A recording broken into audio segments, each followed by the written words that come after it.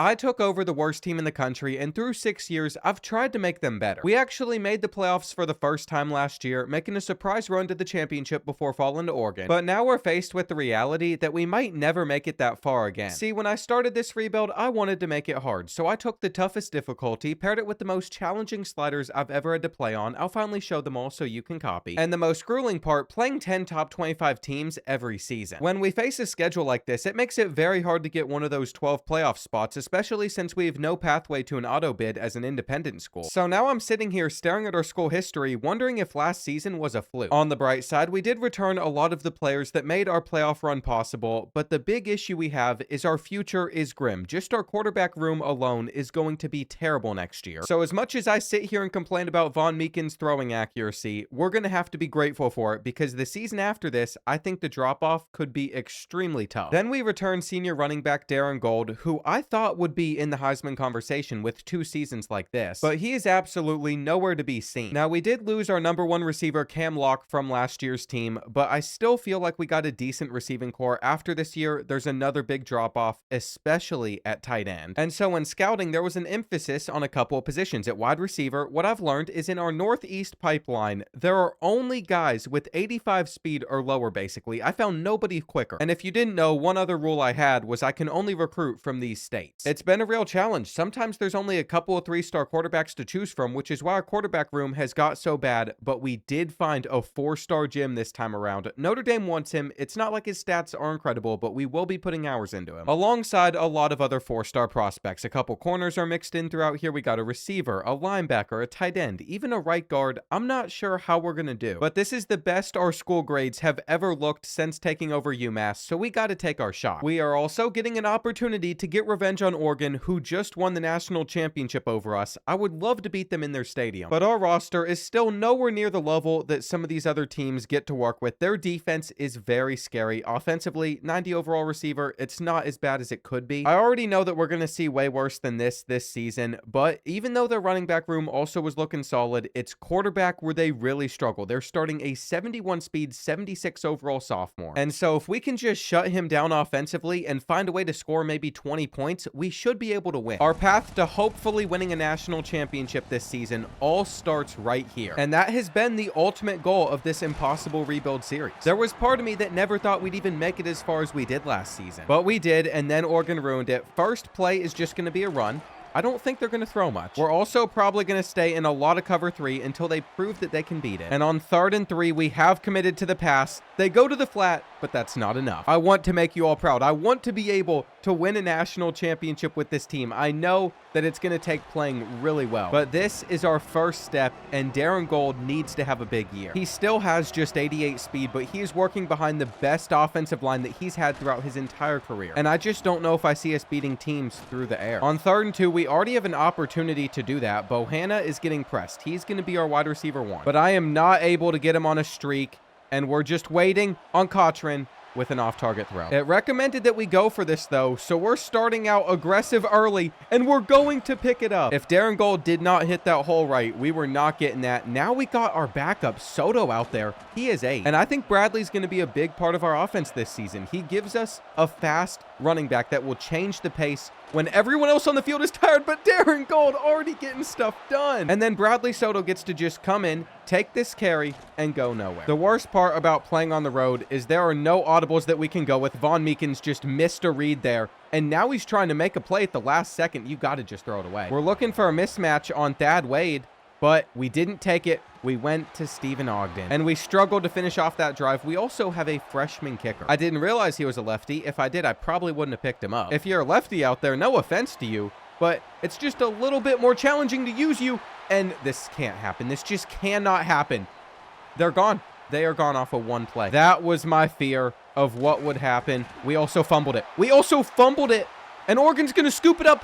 No, we're not going down 14-3 in a matter of 2 plays. You know how it felt like we had control of this game just a little bit ago? Well, that can be erased so fast with this roster. And we still haven't been able to throw the ball yet, which is a huge problem. On 3rd and 5, we're going to have to find some success through the air, and we just waited to hit Bohanna. But Oregon was able to force the incompletion, and I'm wondering if after losing Cam Locke, our offense has just gotten worse. It is going to be a long season. If we're losing to the Ducks, we should have gotten a pick on that. We just can't afford to get dotted up by a quarterback that's a 76 overall. And I was expecting them to run here, but they decided to throw, and they're also hitting us with a flag. It's going to be PI. You can't just run into the receiver. I guess defensive holding wouldn't have been as bad if we didn't give up the 10-yard gain anyway. And he's had so much time to think. Where is our pressure? 2nd and 2, we're going to press Oregon. It looks like they're going to run this football anyway. We were going to try and play in the slot.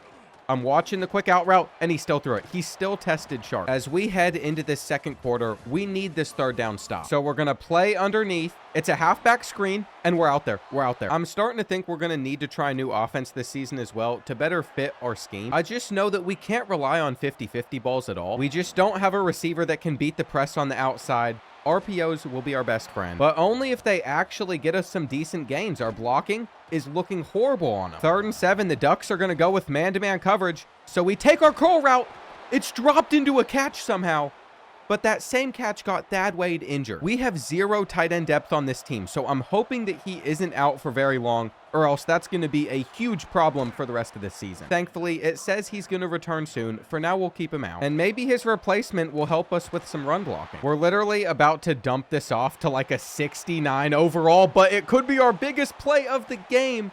Get out of his way. I thought that was about to go for even more. Enrique Catran has the blocks, and Enrique is going to get in. Thankfully, he did not transfer. We wanted to keep him around, so we gave him the playing time he asked for at the end of last season. And despite that horrendous run where they got 14 so quick, we're not out of this one. It's about to be a 2nd and short where they just take their drag. We can get them off of the field. My hope is that it's a run too, because we should be able to wrap up. You can feel the momentum changing in this stadium. We're going to try and get around all of these kids. Maybe Bradley Soto should have just cut that one to the outside. And that play could have definitely gone better. 2nd down, not the route that Darren Gold was supposed to be on. But he picks it up, and I've noticed that Thad Wade is still not out there on the field. Maybe after halftime, he'll return for us.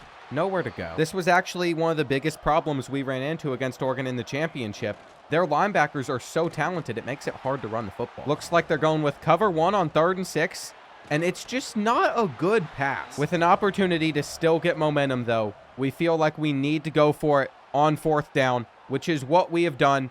And it's just not there with Darren Gold. It really isn't. That could be the decision that bites us in this game. Unless we can force an interception, it bounces into Haslam's hands. And I don't want them to review that for a second. So we're getting off a quick snap, and we're taking a jump ball. Bohanna is 6'5". He is going to drop it. So he is not filling in for Cam Locke this far. He's had a couple of drops in this game already. Darren Gold off of the halfback screen, though, gets caught. That's his issue right there. Apparently, this was a run for Von Meekins. But yeah, Darren Gold not being the fastest player in the world, it's impressive how much he runs for. He has 76 yards in this game, though we got to snap this ball eventually, and it's a sack. It's a sack with another fumble. Now we only have 28 seconds left in this half.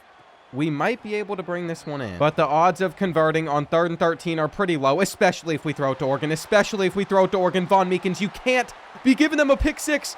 Okay, we can at least force them out of bounds here. And I hope that they just settle for a field goal. Tamote Hasty got routed up there, and Oregon still has 8 seconds. Everything about this game has not gone the way that we wanted it to, but I'm pretty sure we still get the ball to start the second half. If anybody's going to break off a run before then, we put in Bradley Soto, our fastest running back with nowhere to go. And we've handed Oregon so many points. This could have been a tied game at 10-10. Figuring out our offense this season, though, does have me worried. I don't know why, but I just didn't think how big of a loss Cam Locke was going to be for this team. Bradley Soto to start the second half. This is why we needed him in there. 96 speed to the house. And once again, there is hope. There is always hope for the Minutemen. He is definitely nowhere near as efficient as Darren Gold, but just the fact that he can pull off huge plays like that is worth having him out there sometimes. And I don't think match coverage is going to benefit us too much against the Ducks. On second down, we did come out pressing, and we still are giving up the flat, even though we were playing a hard flat. 86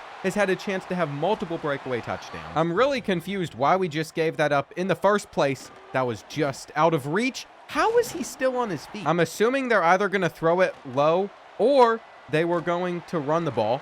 I mean, this is ridiculous. And what are we doing with this camera angle? What are we doing with this camera angle? That could have been really bad. 2nd and 3. Just another run. It makes it third down. It's a speed option. That's fine. Just like that, Oregon is taking a field goal. We get a lead with a touchdown. And I am willing to feed the hot hand. We actually have a huge numbers advantage to this side of the field, and no way Bradley Soto is going to do it back-to-back plays. Okay, they got some guys on this roster that could chase him down, but he has changed the game for us. 2 runs. You know, I was talking so highly of Darren Gold. He might have just lost his starting job. I'm not even kidding about that either. I mean, what else do? We have no choice but to give Bradley Soto more carries. Maybe we go with like a 50-50 split. He has literally saved this offense, and we just missed. We just missed a tackle that we really needed to make on their quarterback, because Oregon is going to respond just like that. I will say our defense looks worse than it did last year, and I'm talking a lot worse. To open up this drive, Darren Gold gets tackled. So now we let Bradley Soto take a carry, and he'll get a few more. It's important to note Thad Wade is back out there on the field. That was going to be our read, whether he was open or not. And you know what? Bradley Soto, you can get another carry. He sure isn't as impressive when he's not hitting that second level with ease, but Von Meekins gets us the first. And since Darren Gold was a former receiver, I think out of shotgun formations, it still makes sense to use him there. He is really being shut down by Oregon, though. Thad Wade isn't getting to that football. And this is a huge 3rd and 9, where once again, the drag is what we go with. I don't love it on this play to end the quarter, but we're going to find our backup tight end. And going for it on 4th and 1 instead of kicking a field goal from like 50 yards out was the right decision. So far, Oregon's rushed for almost nothing against us, but they still have a lead. This 4th quarter is going to be huge. Bradley Soto did nothing with that carry, and he's not doing much here. But we know the Ducks are going to be sitting back in cover 3, and it was match coverage, which means Thad Wade can get open underneath. I really just want to see us finish off this drive. We aren't making it yet, but I feel like we should here. Halfback dive, and they stuff us. I think Von Meekins is going to get his shot at the end zone now. Quarterback direct snap. It works. And he is immediately running over to beam that ball straight at the student section. What are we going to do to stop the Ducks, though? I mean, they've been crushing us with RPOs. It's to the point where we are now going to have to focus on the pass for all of those and just let their running back run if it's open. We can't get back to that post, though, and we're very lucky they just took the flat. 2nd down. I'm assuming they could throw this. We get the sack, and this is a massive play. The Ducks have a drag, but he doesn't have the first. This is where we just have to assume that they're running the football, and we get in there just not in time. So we're not going to get that stop with only a few minutes left in this game. They're also near field goal range. This is a big problem. They're eventually going to start chewing the clock. So I really don't mind sending in a little bit of a blitz. And it worked. It worked. They got him. He breaks off 1 tackle, but we bring him down now. We're going to call a timeout to preserve some clock. This was a passing play. We did not have the defense for it, but all they could do was go short. And we also don't have the personnel to stop goal line. We know it's going to be a run, though. We ran commit. They still made it to the 1. Okay, well, it's 3rd and goal. Quarterback sneak, probably. We can stuff that. And with another timeout, we'll have 2.5 minutes to get a field goal to win. Remember, we have a freshman kicker. That's not who you want in this situation. But as long as we can get close enough, it should be okay. That play clearly did not go the way that we wanted it to, but Thad Wade was open off of the RPO there. And I was not kidding when I said that will be our offense, because I don't know what else is going to work against the Ducks. They started to take Bradley Soto a lot more seriously, so he's not going to get a big carry. And that was just a waste of a play for us. Thad Wade is open, though. Not another bad ball. I was really hoping by this point in his career, Von Meekins would have that sorted. Now we are faced with a 4th and 3, and we're trying so hard to get Enrique Cotran on a slant route. I have to have faith that he's going to get open here, or Thad Wade will. And Oregon has started to take timeouts, so they are worried now. That's what we needed against them. But if you think we are comfortable taking a field goal from this spot with our freshman kicker, you would have lost your mind, which is why Darren Gold getting that run is big. He is prone to fumbling in situations like this, though, which does concern me a bit. So we're going to let Bradley Soto take this next carry, see if he can get us any closer. And you know what? With hurrying it up, we had enough time for one more play, so that's what we did. Oregon also has no timeouts to ice us. So the only way that they win this game is if they block this kick. It's a short one, and we got it. You can say that we should be happy we got our revenge on the Ducks, but how much revenge can you really get whenever they have the national championship and we don't? It still hurts a lot that we lost to them, but we saw a breakout performance from Bradley Soto. And I just have to ask EA, how does our championship contender grade drop down to a B+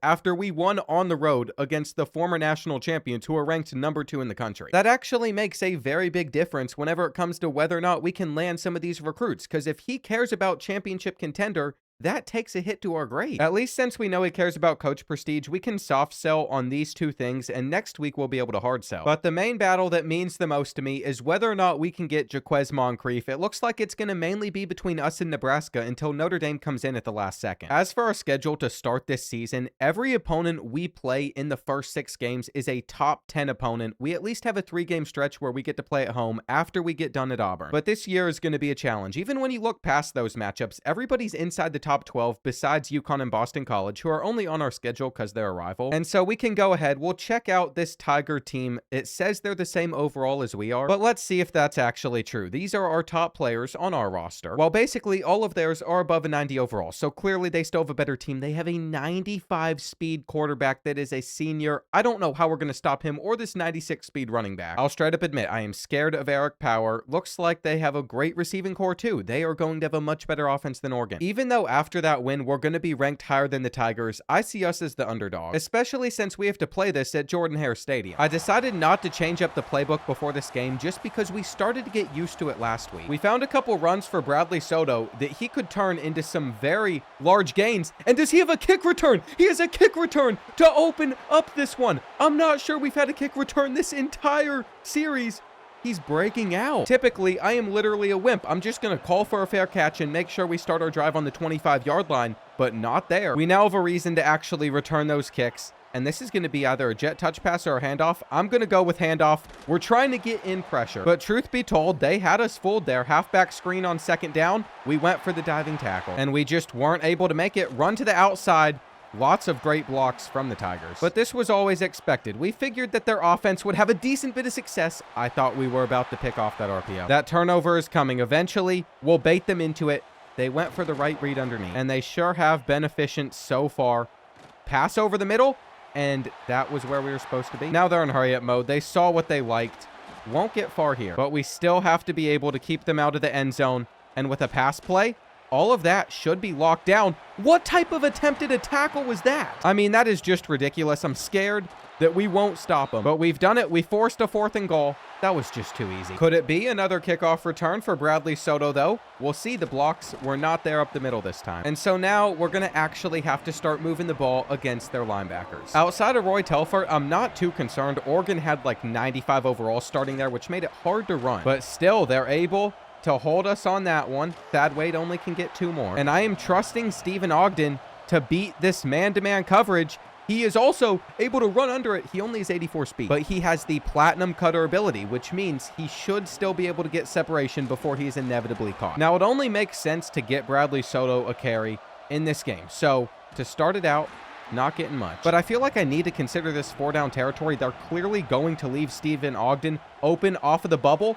And if those blocks were better and he was quicker, that's a touchdown, but we just don't have that luxury. You saw how slow the receivers are in the Northeast region that we have to recruit. In fact, Thad Wade, our tight end, is faster than all of them at 86 speed, but that's because he did start as a receiver too. We've been developing him there for 3 years. Final play of the first quarter will be a direct snap, and it's Bradley Soto taking it in. I guess Darren Gold needed a breather. Run to the outside. Where do you think that you're going, buddy? It is now 2nd and 17 for Auburn. They just had to take a check down to make it 3rd manageable. And I really wish we hadn't played such soft coverage there to give that up. There they go. There they go. Defense continues to be non-existent for us in this game. It's really hurting to watch us play it this poorly. They got the seam too. Really? I thought we had our guys in a position to bait them, but we just weren't able to get back to it, and no one's even near 83. Our best chance of getting a stop there was when we had them on that 2nd and 17, but we simply didn't make the most of it. We're going to go for a pretty big play here, or we're going to go shorter. Unfortunately, Von Meekins just hesitated, but we're still going to move the chains. Auburn will get the ball to start the second half, which means I don't want them to touch it again. We have some clock to chew here, and they just left Enrique Catran open. We probably do need to make sure that Bradley Soto is getting some more of these carries, though. The only reason I'm not fully committed on it is he won't bounce off of players like that. And Auburn is ready to stop the quarterback sneak, but they gave it to us. By now, we have taken the clock under a minute in this first half, and there is a huge lane for Bradley Soto here. But the Tigers just took a timeout. They want this ball back before the end of the first half, too, since we have not been able to stop them. Now, for whatever reason, they didn't take another timeout. We've been able to get it to just 12 seconds left. Thad Wade was open. And this is where I'm glad that we didn't switch up our playbook, because we have a read to Bohanna that we're probably going to want to test. He was there. Now we're staring down a kick from a hash mark that I don't know if we can get in. Whenever you kick from a hash mark, you're most likely just going to hit this to the left and it won't make it. So here's where we go with a real ballsy call. If it works, it's a great decision. If it doesn't, well, we're just not going to worry about that. We're not going to worry about that. And we shouldn't. Now we're going into halftime tied up with the Tigers, and they get ball, so they're most likely taking a lead. It's not like we're out of this game. We could still find a way to stop their offense, but I did believe that our attempt there was going to go better than that. Just breaking off of a tackle. 84 might be gone. 84 is literally gone. We just don't have the speed to compete with some of these teams. I mean, have you seen anything in this game that tells you we can still put up a fight? Bradley Soto? Bradley Soto? Oh, he's getting caught. There we go, though. That's what we want to see. Why are we handing this off to Durham, one of our receivers? I'm guessing maybe after that big run, Bradley Soto just needed a quick breather. We're going to find Stephen Ogden, who drops the football. And if I told you my plan was just to throw it back to him on this play as well, you'd probably think I'm crazy. As long as the drive stays alive, though, that is all that matters. We've probably rushed for about 150 yards in this game as well. Darren Gold is going to be over 100 with this carry. Or maybe in total yards in this game. It says he only has 83 rushing yards. Before that play, I thought it said he had 96. There's my issue with Bradley Soto, by the way. He couldn't even get a yard there. Now, we're going to be stuck on a 4th and 2. And I don't know how long our offensive line is going to hold up for, but they stuck with him. They stuck with him. That could have been a complete disaster. And what do you mean they're just throwing Darren Gold around like that? We want an easy touchdown. We're not getting it. I'm really hoping Thad Wade gets open, and he does. We're going to stunt on him a little bit, but I really don't know what our plan is to get a stop unless they throw it straight to us. It looked like Atwell dropped that ball for a second, but he does have the interception, and he is so slow. Mike Atwell was a great pickup in the transfer portal if you just take away his speed. We've had him for 2 or 3 years now, and he's one of our best linebackers since guys like Tim Gold graduated last season.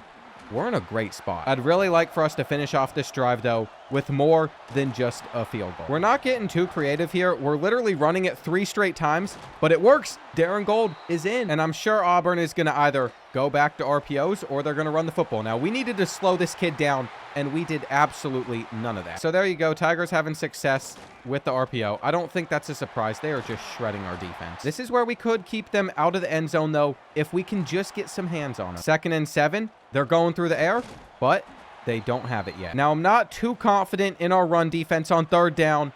They've got us with that twice, but they've kicked off to Bradley Soto, so giving him a chance at a return. He jukes to the outside. There's so many defenders around him. Almost got out of there. And here we go. Our team gets a boost to start the 4th quarter, by the way. It's one of our coach abilities. They're going to start the 4th quarter hot. Darren Gold underneath. He actually got free there. So back-to-back. Huge plays out of Darren Gold. Wow. That's all I can say. Wow. That speed boost that he just got was massive. And he's getting a 3rd run. Can we end this quarter with a touchdown? We're not going to because time ran out. But in my opinion, it would have been the ultimate difference maker because we want our defense to start this 4th quarter hot. I don't know how the coachability works since they did not open up this quarter. Can't give up a kick return. But truly, they just need some momentum or else Auburn is literally going to walk down the field against us. It's going to take one play. I mean, are we surprised? That's what 96 speed on a running back is going to do to you. Finding him in the flat for 8. And I guess we could man up that outside receiver and then bring this safety down, see if we can make a play that way. I remember doing that a little bit in the FIU series. But ultimately, our biggest blessing is they are coming out in a QB sneak. Now, we are getting pretty aggressive here. We brought all of our guys down, and they're running around like crazy. All we need to do is swat this ball. It was just pure panic from their quarterback. You don't think a senior is going to panic in that situation, but he did. Now, I know who I want to get this next carry. Bradley Soto to the outside has the blocks. He has the blocks. Not enough to be able to turn that into a touchdown run, but we are now under 4 minutes in this game. I really don't like that he's been taken out, though, which is why we're actually going to use a timeout here and then switch up. Once you're in this situation, every play matters, and we're sure not going to have a 3rd or 4th string running back out there on the field. Now, since we've been running the ball so much in these situations, I felt like Thad Wade could probably catch them off guard. He held on to that ball somehow. He is just a beast because that was not open. It was not flag on the play. We're going to accept it. Might as well. I don't think we were able to get 5 yards with that carry anyway. And it'll give us another down 2. Not a good sign for Auburn, who needs to stop the run. I know we haven't given very much credit to Darren Gold, but we still should. He's up to 155 rushing yards in this game. We also don't even need to score here. We just need to run off a little bit of time, and then we can take a QB kneel. We just have to accept every win that we pick up will be so hard to get. That is why it was impressive for us to make it to the championship last season in the first place, and why I'm not sure we're going to get back. I have to say, though, even though we're not throwing the ball well, we've probably become the best rushing team in the country, and we're going to have to start deciding when to get some of these players on a visit. See, just like that, we were able to figure out his hard sell. I think week 4 against Michigan and week 5 against Louisville, the smarter choice is Louisville. We'll get all our defenders in for that. And with that big win, we've received 40 first place votes. We have jumped Clemson for the #1 spot, but it is on the line against Penn State. They are coming to our stadium, a team that we've kind of created a rivalry with. We've played them basically every season. They got Manny Pound still, who is a 94 overall running back, only 87 speed, but look at the offensive line he is running behind. You might not have seen a quarterback either, but they have solid quarterback play. Dane Abraham is no longer starting for them. He was their starter last season. At receiver, they have just 5 guys. This is something that we should be really focused in on. If we can force 3rd and longs, I don't think they're going to pick them up, and this is the 3rd straight week that we have been a part of the game of the week. It is a great feeling to know that Stadium Pulse will have 0 impact on us this game. I don't want to say it's been limiting our offense, but it sure feels like it sometimes. Bradley Soto! Bradley Soto! Hang on! Are we opening up this game with the kickoff return to that? Ref better get straight out of the way.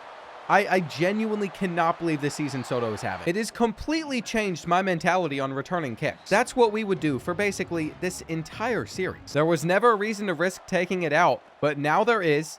Looks like we could force an interception right here, except he didn't throw it to us. Sometimes they will. I actually appreciate how often the computer will test the user, and they had the option to throw that ball. Instead, they just gave that one to Manny Pounds. I'm sure they're going to do the same here, or we can get the sack. Anthony Hurt is a freshman for us that is literally like a 69 overall, but Steve Cush is one of our seniors, an edge for us, and it's about time that we got a sack like that. We've gotten a stop on the drive. Now we can go back to Darren Gold and Bradley Soto. Let these guys get some stuff going on the ground for us and hope that it is able to translate into some pretty large plays. The goal is for both of them to finish this game with over 100 rushing yards. At least one of them is going to have a breakout performance, and that's what we want. Just shedding off one of those tackles with ease. Stephen Ogden makes the catch here. He's going to stiff arm a kid as well. He wants those extra yards. And then we bring in Bradley Soto. We say, take this one up the gut. See how much you're able to get. The offense is flying at the moment. So much so that Penn State has called a timeout. Here's the real question, though. Are they about to guard Thad Wade, or are they going to leave him open? I'm sorry, but that is just inexcusable. He had that ball in his hands. I don't think we're going to catch this slant either. What is wrong with the guys catching balls for us? You see why we're running the football so much, because no one can hang on to it. That just doesn't even make sense to me how things are that bad for us. We get a sack. Freshman Brady Westbrook with it. We haven't had this many sacks in a game all year. We've also made sure everybody was backed up on 3rd and 15. They are just sending this one up. And you know we're going for the swap, but they hit us with a flag. And it's the most frustrating thing ever, because you saw there was no PI there. That type of stuff is just going to keep Penn State in this game, breaking off a 15-yard run. And coming out in 5 wide, I highly doubt they're doing anything besides throwing here. We just got sauced up by their tight end, who's pretty slow. Every so often you might see a quarterback run there, but it is pretty rare. And we're just playing hard flats, pressing them where we tried to hit that ball out of #1's hands, but he got the first down. Now it's our job to hold them to just 3. Pistol strong. We are putting a lot of guys in the box. We knew that a run was coming. They somehow actually lost all of that back. It's spotted at the 16. And we'll see if they run it again. It's going to be a throw underneath most likely. How are we giving that up? They also have the wind on their side, so they kicked that one deep. We didn't take it out. And there's been some frustration kicking in, but if we can still put together a decent drive on offense, it's going to be all right. 2nd down, just an outside run. Has nowhere to go. But we have a pretty reliable play for picking up a couple of yards at a time, and that's what it does. Then we get to mix in a Bradley Soto carry, who takes it to the outside. But I just realized it was Darren Gold that was in for that, which is why the outside run didn't work for us. And Von Meekins is just going to have to scramble for the first. I really don't trust Enrique Catran to beat the press over on that left side, but he had the step, and he is going to get to that ball. I can't believe that Von Meekins placed it that well in the first place.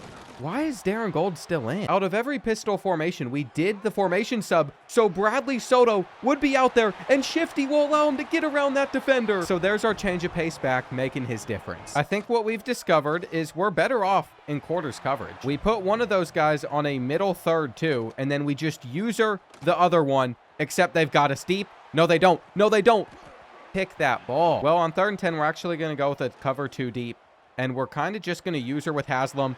That was all guarded. So we're actually in great shape against the number 6 team in the country. Just need to end this first half the right way. Darren Gold cut it in time. And this is where I wish play action worked a little bit better for us. We have to take one of these reads. Just going to be the short one. But I would still like to see a big gain that doesn't just come off of a run, that we can get out of throwing the football. Now, this play turned into a quarterback run. The last time that we ran it, I think it was week 1. We couldn't turn it into one there. It just wasn't the read, but I'm assuming they're going to let Von Meekins keep this ball, and he didn't get far. 3rd down, I would love to convert here. We are looking at our drag, but we also had an opportunity to playmaker him. And we probably went for way too big of a play. At least we'll be up 20-7. We're also going to force them to take this kickoff out, which will take some more time off the clock. And ideally, we are able to hold them to a field goal at the most, but we get a user alert. Russ Haslam is the best defensive back on this team. He's only a sophomore, but he's got elite development. And so I can't even say I'm surprised that he was able to pull that one off for us. Now, it feels like every time we try and pull off a big passing play, it just doesn't work out. And this is another example of it. That shouldn't have been a drop. You could also argue that that ball should have been placed in a better spot, and I wouldn't disagree. But look at how we're doing defensively. They take their curl route. They had it on that side. Unfortunately, they did pick up on the coverage we were running over there. And the out route's not there. It's just not there. This is what we're looking at on 2nd and 10. Could have taken the bubble, but they literally just forced this one deep. So here we go. 3rd and 10. It's a wide receiver screen, and we wrap up just in time. If we're going to be in decent field positioning, though, I would like to see a decent return. And immediately after that, we are going to make Bradley Soto run the football. It feels like with him, it's either 2 yards or it's a touchdown. There is almost 0 in between. And with a counter to this side of the field, we'll get a few more. We're in complete control of this game, which is nice, especially if we can get a field goal out of this drive. I will feel very comfortable in our ability to close this one out. It is now 2nd and 12, though, and Bradley Soto just turns on the Jets to get upfield to the 22. But now we're pulling out a passing play. We really haven't thrown that much in this game. Enrique Cotran was just sitting there waiting for it. And all we need is 6 more yards. I have noticed that Bradley Soto gets tired really fast, though. He was not in for that last carry. And you know what? We have an easy field goal if we aren't able to pick up this 3rd down, which is fine with me. Tough decision to make, but if we don't pick this up, Penn State on the 1-yard line, they're going to have a very hard time doing anything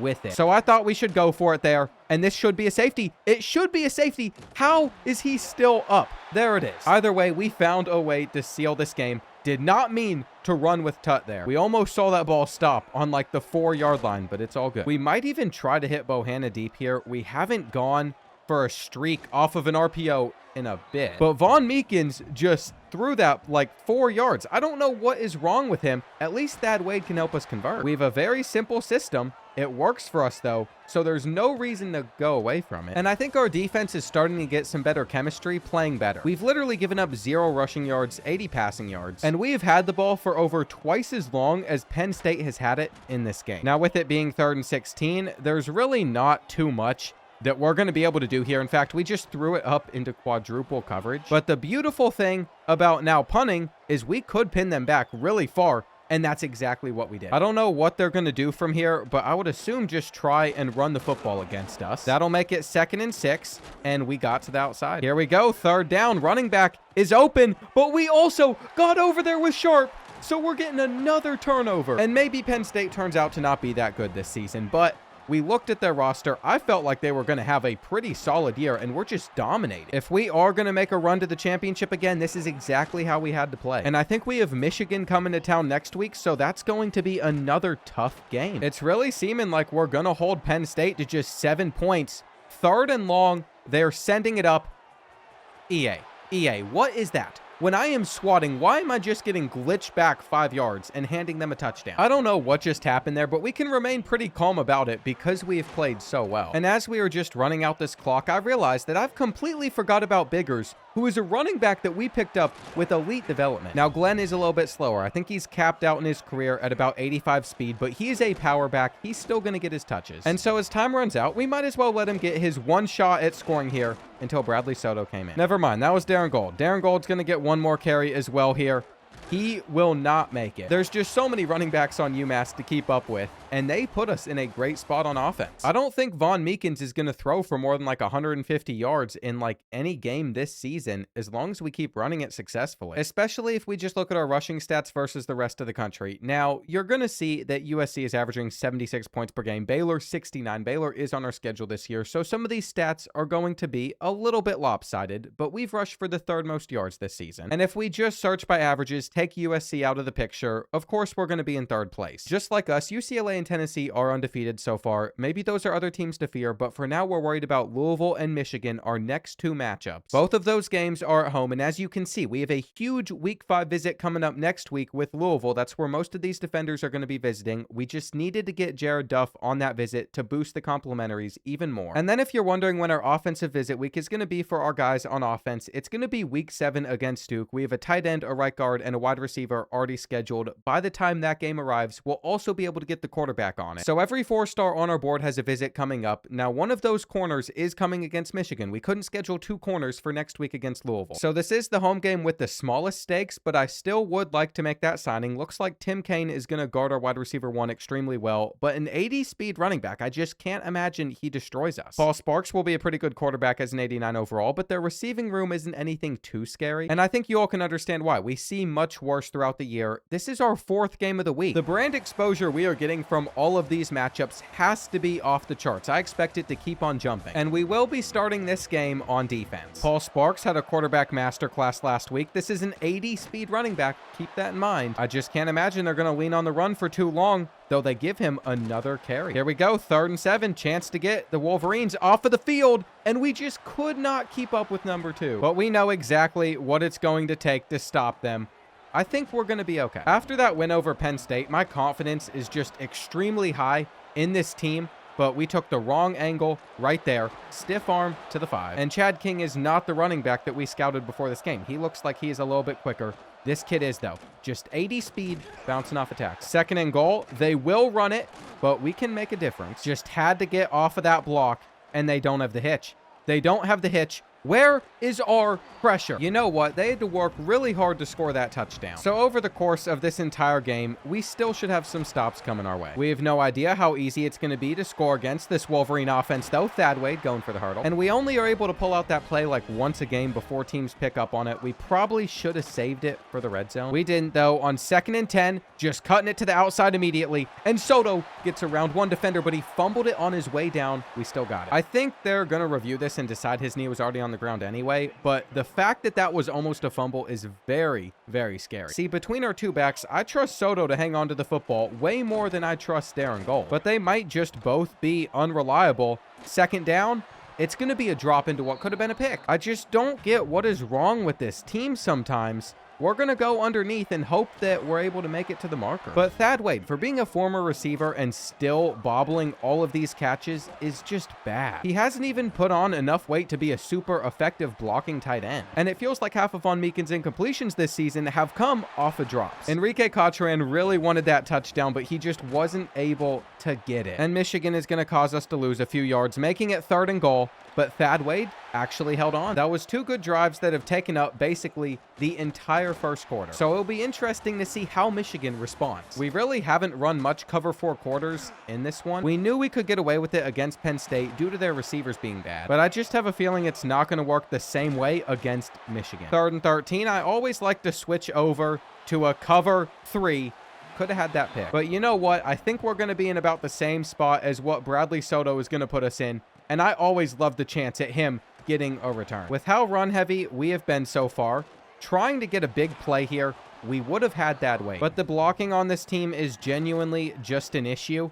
And underneath, that's another mistake. 3 straight passing plays for an offense that just doesn't throw the ball well is a really dumb decision. But what might be a worse decision is going for it on 4th and 3 here. No one's going to talk about it if we're able to convert. It's a miracle everything just went the way that it needed to. But then we just lost 5 yards. They aren't falling for the play action either. So I think we're just going to force this one that they pick. They dropped a guy back at the last second on Enrique Catran. And for an offense that's looked pretty efficient recently, that was just an extremely bad showing. I'm really not sure what we were thinking there. There was no reason for a couple of those reads, but they just tried to give it straight back to us. And sure enough, we weren't able to capitalize. Now they have play action out there. It's going to be 3rd and 5. But I think as long as we watch this bunch side, we would have been okay, except they ran. That was a really bold decision, but we pass committed. We weren't expecting it. They probably considered it 4-down territory, though, so it didn't feel like too much of a risk. Now the Wolverines are starting to have their way versus our defense, and we just gave up the scene. So it's got to be time to respond with a big drive, and Stephen Ogden got so open, he's also going to break off of a tackle. But do you see how quick they were able to catch up to him because he's not that fast? I mean, if that was thrown half a second later, it probably would have been an interception. We're also left with the reality that there's just a minute left in this first half, and that halfback screen went nowhere, so we needed this type of carry. We're literally just going to hand it off again and hope that our blocks hold. I can't believe we're going for this, but we are. We just had to be patient. Enrique Catran underneath was the smart choice. And with about 30 seconds left in this first half, we're going to hit him on a wide receiver screen. That easily could have been intercepted. We aren't getting our slant open until maybe the last second. And I don't know what happened. They called the play dead, but I don't think we stepped out of bounds. Comeback route is money. Now here's where we're just going to center things up in case we don't get into the end zone. Either way, we would probably go for it, but I just wanted to give us the option because now it's 3rd and goal.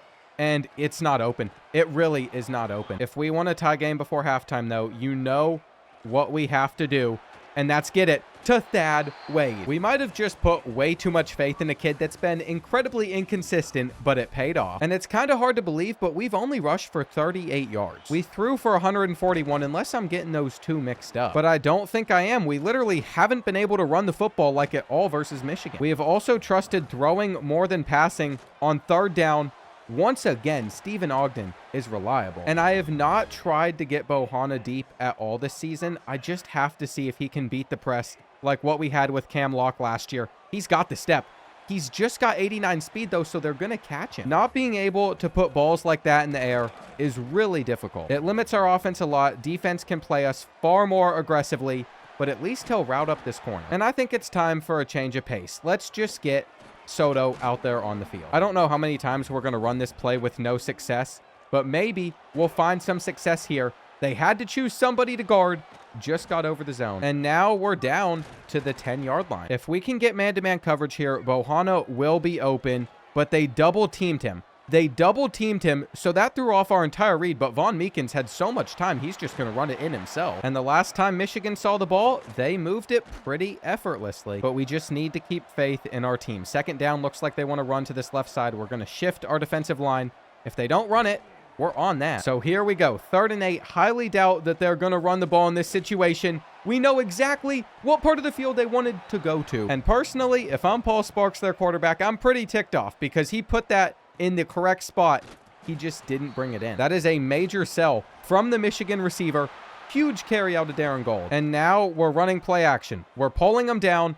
We're setting our feet and finding a tight end. I know I said Von Meekins might not throw for more than like 150 yards in a game, but currently he is sitting at 207. He just didn't make the right read there. This also should be stopped. That was pretty solid man-to-man coverage. It typically is our kryptonite, but I'm not worried about Michigan's offense down by 10. In the last couple weeks, we've really taken a step forward on this side of things, and I think we're good to pass commit on 3rd and 5, watching for that late corner, but we left the hitch route open. It's all good, though. Again, we are in complete control, and that is not something that I could say about our first few games this season.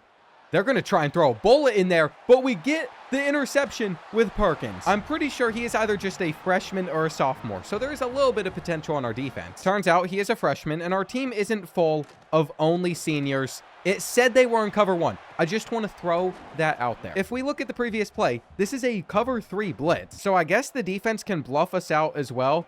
We'll see if that safety drops back. He is going to.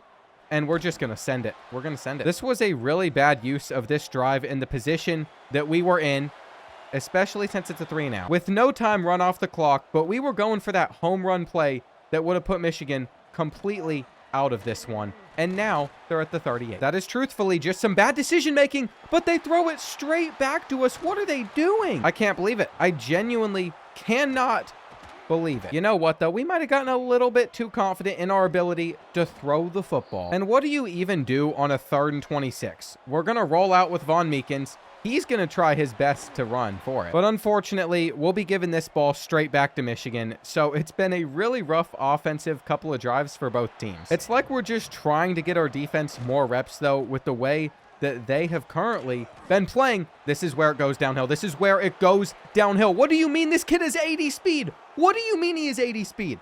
I just want to point out, this kid, Haslam, has 90, and we did not come close to catching him. We really just got way too confident and comfortable against the Wolverines. Now, this game comes down to us. If we don't keep the ball for the next 4 minutes, I guarantee we will find a way to lose this one. But Soto helps a lot. There's no reason to switch things up either. It's just going to be another carry for him. And I feel like Enrique Catran's made a couple huge plays for us, so I do want to give him a touch here that we lose yards on. It is 3rd and 14 now. I don't know if we could even kick a field goal from here, but Enrique got open, and he brings it in. So that is a game changer. I almost assumed that we would drop that no matter what.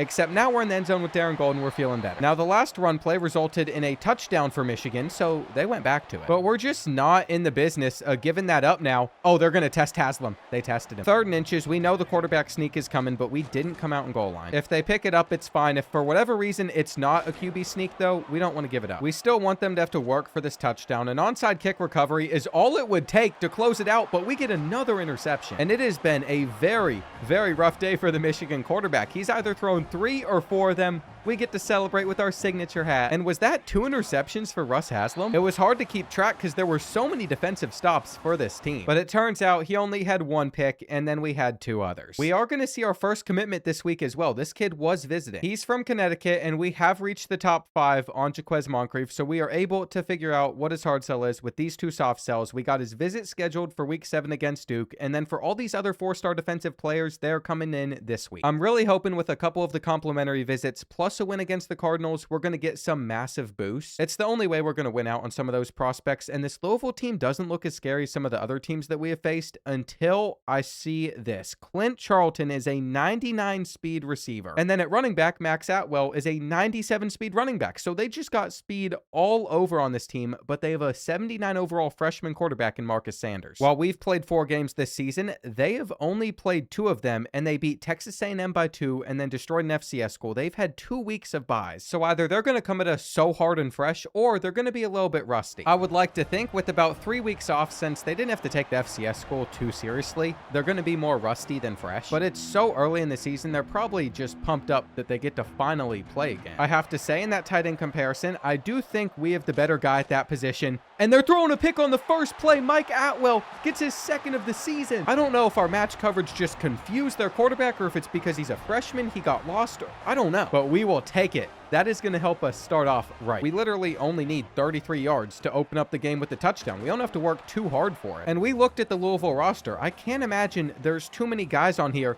that are going to be able to keep up with Soto if he gets to the outside and he can just get a full head of steam. All that momentum goes a long way. We've already rotated in 3 different running backs, and I have a feeling that we're most likely not going to see too much success here. You know what, though? This might just be 4-down territory. We find Enrique Catran. He gets the touchdown. And this is where we just got to force another interception.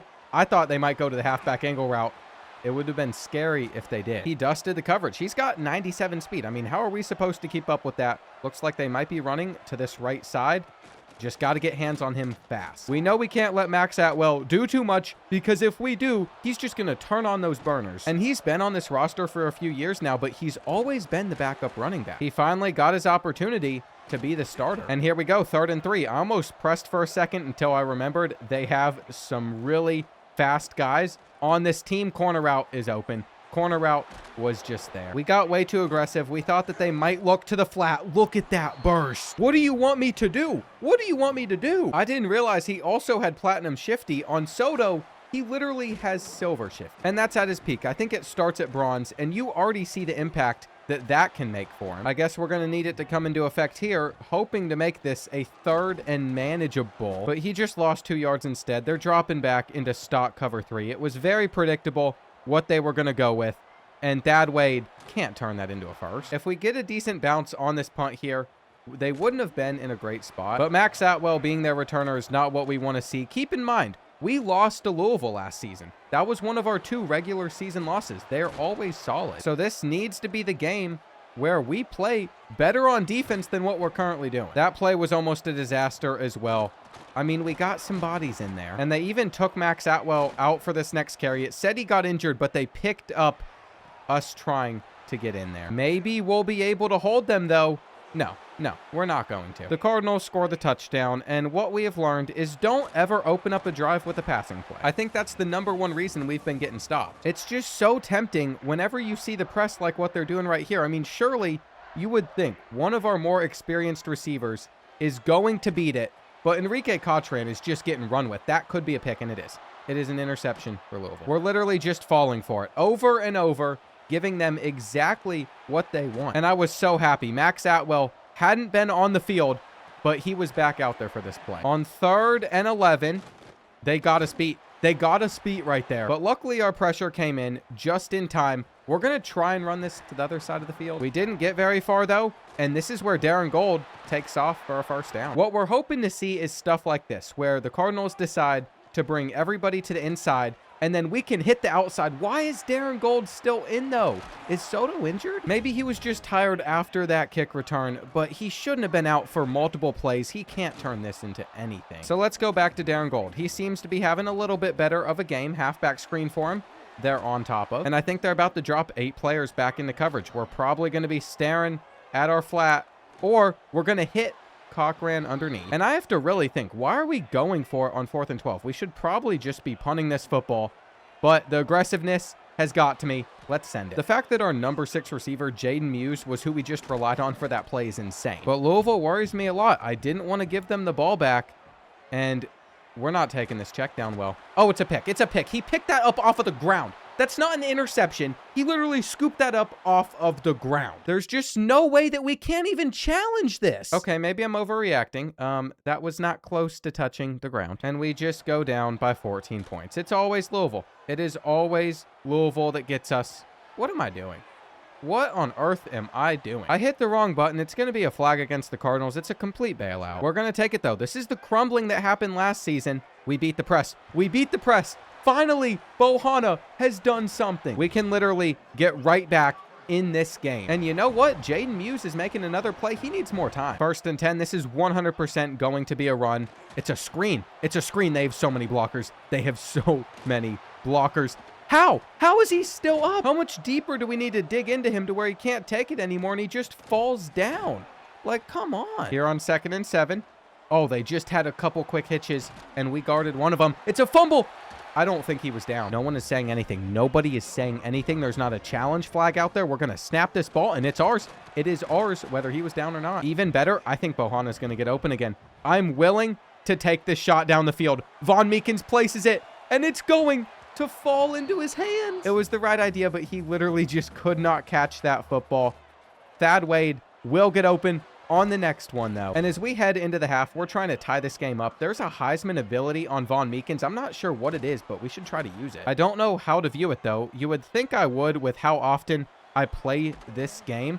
Thad Wade is somehow turning that into a big play. He didn't quite get the first down, but I think he did enough because we're going to have the slant to Stephen Ogden, and he'll take that one to the 3. I mean, let's just be honest here. If we put Enrique Cotran on a flat route like that, and then we hit Thad Wade, he's going to be so wide open. We knew it was cover 1 due to the field general ability, and that is the benefit of it. I can't believe that we were able to tie this game up going into the half. We get the ball to start the 3rd quarter, so it's almost like we didn't play poorly. It's just a fresh start for us in this game, and we still caught it. You might have been a little bit skeptical about how that would go. I sure was, but now we're at midfield. And I still cannot believe we threw 2 interceptions with Von Meekins in that first half. We dropped way too far back in the pocket here.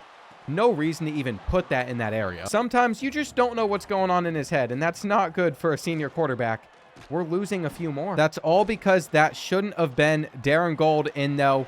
and they're playing the comeback route. They played it perfectly. Bohanna created zero separation. He might take this for a pick six. Von Meekins has thrown 3 interceptions in this game. Just want to throw that out there. He is playing horrendously, and there it is. There it is. I don't know what it is about the Cardinals and Von Meekins, but he just doesn't show up whenever we face them, which is awful due to how many visits are here. I'm starting to think that Bradley Soto is injured as well because he is not out there once again, even though we selected a formation that he would be the running back for. And it's about time that we take a shot down the field. It's open. It's open, but whether or not it's on target is a whole other story. It was asking a lot out of Von Meekins, and we're only getting 4. You know what? Panic was starting to set in again, but I saw they were pressing Enrique Catran. So let's just throw it up. These Louisville cornerbacks are not the same corners that we've been facing recently. Now, this was a game where a lot of defensive players were visiting, so I was hoping we'd play better on defense. At least we're keeping up with them, though, despite our 3 interceptions. With that touchdown there, we're now all tied up. And on 2nd and 5, they're going to have to work really hard for this because we got a flat, but they just spun out of the tackle. I just realized as well, if we want to have the most effect from the visit, not only did we need to win this game, but we need to win it by multiple possessions, and that's a long shot. It is now 3rd and 5. We were ready for them to throw the football, and don't you dare throw that slant. They're trying to go deep. They're trying to go deep, and they have him. Clint Charlton is actually just annihilating this team. At least Bradley Soto is going to be back for this drive, but he's only getting another yard. And I really don't feel comfortable with any of this on 3rd and 8. Maybe Thad Wade just dust one of these guys off of the line, but they got over to him, and he still brought it in. You know, sometimes it is hard to believe that is the same receiver that drops so many passes for us. And why are we even throwing it on 1st down? This should have been a run the entire time. The biggest issue I have with this game is it's just setting up to be the exact same way as last year's against Louisville. It's an offensive shootout. We just cannot seem to get a stop. And even when we do, we turn it over a numerous amount of times, so it doesn't really make a difference. Over 250 passing yards for Von Meekins now, so it is another game where he has thrown it even more than what we were predicting. But it feels like we've struggled the more that he has thrown the football. I guess we're about to find out how solid we really are defensively. It's about to be 2nd down, and they got us. They got us deep. So, no, we're not solid defensively. It's going to continue to be a shootout. Clint Charlton has yet another huge play, and it's all because our defensive coverage got flipped. I tried to adjust it last second, but we just weren't able to get away with it. Get that ball out. We cannot afford to get held here. It's about to be 3rd down, and they're sticking with the slant so well. That should have honestly just been an interception, but it wasn't. And now they almost got the pressure. I think we're just going to have to get rid of this one. 2nd down, cover 2, easier to run against, but not too easy. We see the man-to-man coverage. We hit Bohanna again, and he literally just doesn't catch the football for us. One thing we haven't done with Von Meekins is scramble, but he is short. So that really feels like the end of the game. We're going to lose to Louisville again. If you thought that this year's team was different, you would be wrong. We'll see, though. 3rd and 9, an opportunity for us. And he just sheds the tackle. He just sheds the tackle. I mean, I'm hitting another octave there that you've never heard before, but what's the point? What is the point if we're going to get in there? Oh, great. Oh, great. Yeah, just give up the touchdown. Just go ahead. Score. Score. It's fine. It's fine. It's fine. I'm going to go insane. I'm just going to go insane. That's the only explanation to what has happened in this game. It doesn't even matter. It does not matter what we do. Oh, we got a touchdown here, but are we actually going to be able to run underneath it? No, we drop it again. Does EA know that this game sucks half the time? Half the time it's fun. The other half of the time it just makes you want to lose your mind. And here we go. 4th and 10. Are we going to beat the press with Stephen Ogden? Oh, he is there. It's layered. Oh, it's dropped. First loss of the season. That's for sure. Oh, yeah, just break it. Just break another. Just break every single tackle. I know we threw 3 interceptions. I know that we could have won this game if we played a little bit better, but still. How these last few minutes have gone have just put me on a whole other edge, and I just know we're not going to catch this. No, he's going to catch it without turning around and seeing the ball. Nice. I didn't even want to play another snap of that garbage. Louisville can have this win. Clint Charlton dusted us 3 times. And for every single prospect we brought in on a visit, either we're going to have a very hard time closing them out, or they just committed to another school. Like Penn State picked him up, the defensive tackle. I don't see how we beat out Michigan in the long run. But I did my best, and what is this schedule? We're about to play number 2 Miami on the road. Then we have to play number 6 Duke. We have number 3 USC, number 5 Pittsburgh, number 4 Baylor. Frustration is through the roof. That's the simplest way to put it. They're a 99 overall team. The Hurricanes are a 99 overall team with a 98 overall receiver in Cardell Pepper that is 96 speed, that is probably going to score with ease. They have a 95 overall quarterback in Vince Newcomb. And I don't even know if it means anything. Their running back only has 87 speed. He'll probably still dust us. After the last ACC team we faced, I don't want to face another. But I have gotten a little bit of enjoyment in making the Hurricanes wear the jerseys that you're about to see. They're some of the ugliest jerseys in college football. To my detriment, though, they're literally wearing camo. I'm probably going to throw them so many interceptions. And Bradley Soto took that ball out to the 14-yard line for us to open up the drive. First play of the game. Actually going to give Darren Gold plenty of space. But I literally can barely see some of these Miami players.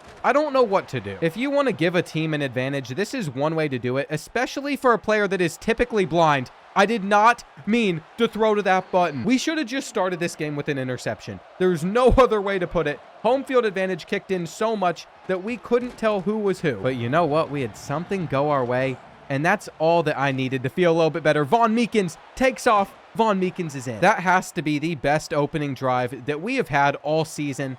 Unfortunately, hard to bring down their tight end. And neither of our guys over on that side of the field seemed to want to guard him. It is third down, though, and we just couldn't get off of that block. But they keep on going back to this bunch formation, and I'm waiting for them to throw it straight to us off of that bubble screen. I mean, they're not making it very hard to pick up what they're doing on offense. So I feel like the turnover is coming. And where are you going to throw here? Okay, we might have left him open underneath. But we also did our defense zero favors at all. We had no pressure in there, and we've left the corner open. Okay, that's frustrating. They just got 50 yards in 2 plays after we did show some resistance. I don't know why we decide to get into shootouts against some of these teams. That is clearly not where we are at our best. It's about to be 3rd and 1. And look at how Miami is handling this. Now, I think they're sending 8, which means if we could just get Bohanna on a curl route, then one of these two will be open. We're going for it. Not in the traditional way. They're going to think that we're punting. I don't even know how much they have fallen for it, but our fullback does have the space to take this. And now we're back in business. Now we can keep on driving. This would be a really nice time for a Bradley Soto breakaway run up the middle was there for him to take. And Miami just brought down so many defenders. So if we can pick them up originally, he should be getting out of there with ease. Plenty of success with those 2 runs. And in the flat, Darren Gold will get us 5 or 6 more. So the first quarter has not been bad. We've avoided the interceptions we had last week. But are we going to be able to finish off this drive? That might be another story. See, the Hurricanes just got us onto a 3rd and 5. And we had to go with an RPO, just handing it off. It was cover 1. Not much that we can do about it. We're going to have Darren Gold out of the backfield. But Von Meekins, this is why we didn't do well in the national championship. Your accuracy. It's just cost us so many times. And I think we have Thad Wade. But he dropped the football. And instead of being rational, we're not going to. Instead, we are going to put Bohanna on a corner route. We're going to go straight back to it, assuming he can get some separation here. And we're going to place it into his hands. It's just really, really annoying at this point. Whenever we mess up, we're in a bad spot mentally. We have been defeated for no reason at all. But that loss to Louisville is stinging more than ever. We really thought that this would be our year where we just beat them. Now every team is doing literally whatever they want offensively against us with basically 0 pushback. Even though we were able to force some interceptions in the last game, doesn't seem like they're coming here. And it's such a dumb decision to do this, but we are going to send 7 versus their 5 or 6 and just hope that we get in. They picked up the blitz on the run. They're throwing it deep. No way! That was off of his back foot. He just chucked that perfectly on the money. This is what we're facing off against. Literally perfection. Meanwhile, Von Meekins can't even make a 5-yard throw for us. Oh, come on. Come on. It's rage bait. It is a pure rage bait game. This is what EA wants. They want me to be as invested as we currently are. No fumble. And they're going for it. They're going for it. We're in there. We're in there. Okay, we got our stop. If they would have scored off of that, I think mentally you would have just seen this team deplete to a whole other level. But instead, now we're about to be up by 7 because Bradley Soto is the greatest gift that God has ever put on this earth. There are 0 men on this earth that I would want to kiss, but even for him, I would just give him a nice little kiss on the cheek out of appreciation. Okay, pause on that. That's probably the weirdest thing I've said, and that goes along. That is just saying so much, but I just don't know how else to show my appreciation for the greatest running back that has graced our hands. We don't have the budget to give him more money here at UMass. In fact, he almost transferred last year. And it's not like we can offer an insane home field advantage or environment to play in either. Miami will be getting the first. But you know what? I'm feeling an interception here. Not a bubble. If it was a bubble, I would have felt an interception a whole lot more. Granted, that's expecting like 75-ish speed Mike Atwell to even get out there and make the play in the first place. They're going to have this hitch. We got there. Oh, no. Oh, no, we gave it up. Yep, we did. You know what? I blame our defensive line, though. They had enough time back there in the pocket to cook a whole steak. We're going to take our drag, get 8, and ideally finish this one off in field goal range. We should have our bubble here. I'm trying to snap it. Time is of the essence. We cannot afford to be slow. And I am expecting Thad Wade to make a huge play for us at some point on this drive. For that to happen, though, we are going to need to see man-to-man coverage, and we're going to start using our timeouts after this play. Breaking one tackle. It puts us at the 37. We're literally just going to go straight back to him. The freshman kicker can hit from 47, and that's what he does. Although there were a couple mistakes, or maybe just us being too aggressive in that half. We did rush for 188 yards, and yeah, handing that off was the right choice. There was no way that we were about to make a play there. Second down, same situation. But I don't think switching it up to cover 4 quarters is really going to help us much either. I'm going to try to play some hard flats here. That didn't get there in time. And we're literally just sitting back in cover 4. At least we were on that tackle soon. Here on 2nd and 8, they finally go with the wide receiver screen, but then they switched it up to that side of the field. Their quarterback making every right decision. So what do? We're really hoping for an eventual mistake out of him. This run boxed up. And on 3rd and 10, that's covered. So is that. So is that. Perkins makes a play on the ball. They're not even going to get a field goal out of this drive. And of course, he should be caught, but we don't care. All that we wanted was the ball back in the first place. And taking off to the outside, Bradley Soto just didn't get around him. I know that you feel that. It's a huge momentum switch in our favor. We missed this read originally. Why did we throw it? Why did we throw it? Why didn't we just throw that ball away? I don't even feel right putting that blame on Von Meekins. Typically, I would, but we can't. It was a coaching decision. It was a bad decision on my front, and Miami's going to capitalize. With 2 losses, we might not make it to the playoff. Last year, we barely were able to get in with 2 losses, so I would really appreciate if we didn't pick up a second one right now. 2nd and 7. Wait for him to come across. We're going to have a sack. And this is the defense that we were able to force an interception out of the last time. They just take a quick check down. They're playing it safe. One of our edges, Steve Cush, did get injured on that play, so I'm hoping he's not out for long because that's how we've been getting any pressure. And notice who they're not kicking the ball to. They want it to stay out of one man's hands, who is bouncing off of a few tackles here. He is currently sitting at 5 carries for 134 yards. But who is our go-to guy when they force a 3rd and 5? It's going to be Stephen Ogden. And he fumbled. He fumbled that. I think they're reviewing it. I hope he was already down because it has been marked as a 4th and 1 now. And for whatever reason, the refs were kind enough to give us a first. Final play of the quarter. We noticed their man-to-man coverage, so I tried to take advantage. And yes, Von Meekins makes a throw like that, but other times he can't throw it 5 yards. Headed into the 4th quarter, you see all those other teams in the top 25. I don't know how far we would drop if we don't win this. And I really don't want to find out. 2nd down, Thad Wade is going to dust 47, and our tight end is going to put us on the 6. Okay, this is where we just need to get a clean handoff and take it to the outside. Then we should be able to score. Another thing we've yet to do much of is RPOs. So we've saved them up.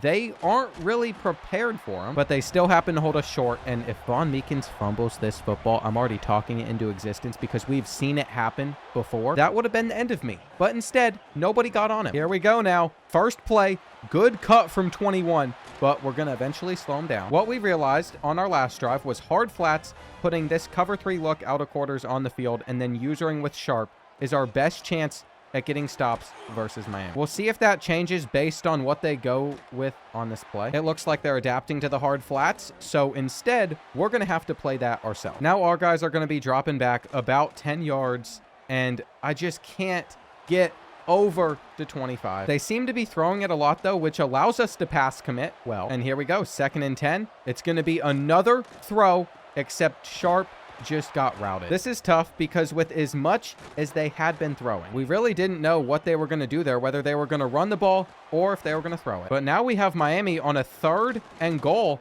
and I don't see anything here. This is the game. We're dropping our guys back, and how? No, how is that possible? I literally gave the instruction to cover the one spot he threw it, and our defender just stopped playing on it. It feels like half the time our player instructions don't even matter. They are really going to make us earn this win over the Hurricanes. I have a bad feeling that they're about to have an answer for Bradley Soto. There was a holdout, and one of our most reliable targets is injured for this play. We can't go to Thad Wade because he is out, so we just had to go to Stephen Ogden, who somehow got it. Okay, we know that all we have to do is get in a field goal range. We also know that if we just take this bubble real quick, we'll have 6. There is no reason to panic yet. All we have to pick up is about another 20 to 30 yards. Darren Gold will get 10 of it. And honestly, I'm feeling confident enough to go to the air here, though not as confident as you would want to be. I'm just going to say it. There was a throw there we could have attempted, but the odds of Von Meekins overthrowing on it were so high. Bradley Soto is going to get us to the 40. He now has 155 rushing yards in this game. I'm not even sure if we risk it by going to the air at this point, though they made it hard. It is now 3rd and 5, and we want to get Darren Gold on a different route. They finally let us put it on the field. Eventually, we're going to take the actual read that we wanted all along, and that is going to do it. We are going to center things up. We are going to kick our field goal, and we are going to get out of here with a win. Miami isn't even coming out in a formation that could block this kick, which has my confidence even higher than it was already going to be. But there were mistakes in this game, just like there were against Louisville. But at least we know our team can clutch up. We really need to this week, or else we won't land Jaquez Moncrief. And we're going to have to face off against number 5 Duke. Now, I figured we might have a player in the Heisman watch, but that is not the case. I guess Bradley Soto needs to have scored more touchdowns, even though he also has 2 kick returns. And if we look at this Blue Devil roster, Sam Knight will be a linebacker that stops the run very well. They also have another solid linebacker. They have good receivers, but we don't know how good their running backs are. For most positions, we can figure it out pretty quickly, but I didn't see anybody until we found this 83 with 87 speed. So this is a team that shouldn't run the ball very effectively against us, and every single matchup has still been a game of the week. We have literally had the spotlight on us all season, which I guess was the goal whenever we took over the University of Massachusetts. We wanted to get them to this level, but the pressure is going to continue to just build and build. It looks like their quarterback has a very strong arm, so I'm actually worried that he's going to make a throw at the last second that literally goes like 50 yards, and then they score a touchdown off of it, or they could just turn upfield like that. The worst part about facing the Blue Devils is whenever they start to space us out like this, there's not too much that we can do, especially if we don't catch the ball. I'm actually so annoyed by that. They just came out in goal line. So I'm willing to take a wild guess they're about to run a QB sneak, and it was worth it to get our defense out there, but we still gave it up. I do think man-to-man coverage could be our answer against Duke, though, as long as we are able to actually catch the ball whenever we get picks. Mike Atwell with 3 of them. He might just be leading the team in interceptions. First play will get us 20. And let's see, is number 12 going to bite down to stop the run again? No, we didn't even need to hand that off, though. I think we still could have gotten away with making that throw. Inside zone on 2nd down. Darren Gold turns it into an outside zone. And you know who it's time for now. Bradley Soto will get his first carry of the day. He's going to cut this one to the outside and go almost nowhere. And now we're going to see if they go with man-to-man coverage or if they go with zone coverage.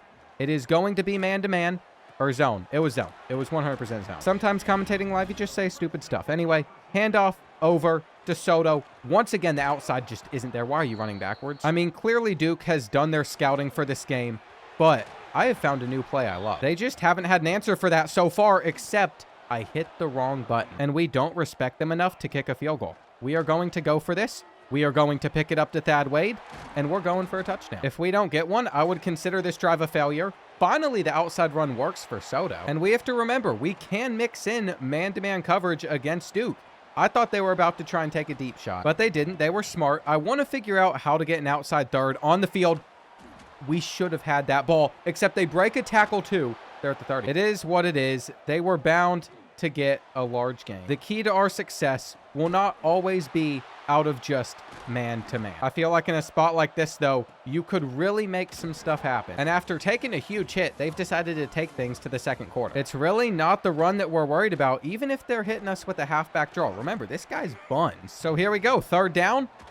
I just don't even know what I'm seeing. You're telling me they throw it into double coverage, then he catches it, then he hurdles and does like a flip, still holding on to the football. It's incredible. It is incredible what the computer can get away with We got 7 guys. I wanted to run commit up the middle, but they were still able to score. And yeah, we'll go down. If something would have opened up, maybe we look to handle things differently. I'm curious what type of coverage they're going to be in. It was zone, so we're going to throw this one away. You just have to scope it sometimes, though. Last time we ran this halfback dive, the outside opened up for us. It won't here. And this could turn into a 3 and out if we are not able to make a good throw with Von Meekins. At least he did. I am so used to him just being off target. I was fully expecting to have to punt after that play because we passed on first down. And they're just going to drop into some zone here. They've left Gold wide open underneath. Might as well go ahead and run it on 3rd down. This will be 4 down territory for us. He's going to fall short. And they get real aggressive in these spots, so we might just get a touchdown to Wade off the rip. They get over to it. They get over to it. And honestly, it was a really good play from number 7. I can't even be upset. I'm not too worried about Duke yet, which is why I'm calm. But I feel like Von Meekins is having the worst season he's had since being a freshman. It is a little bit disappointing to see multiple routes open.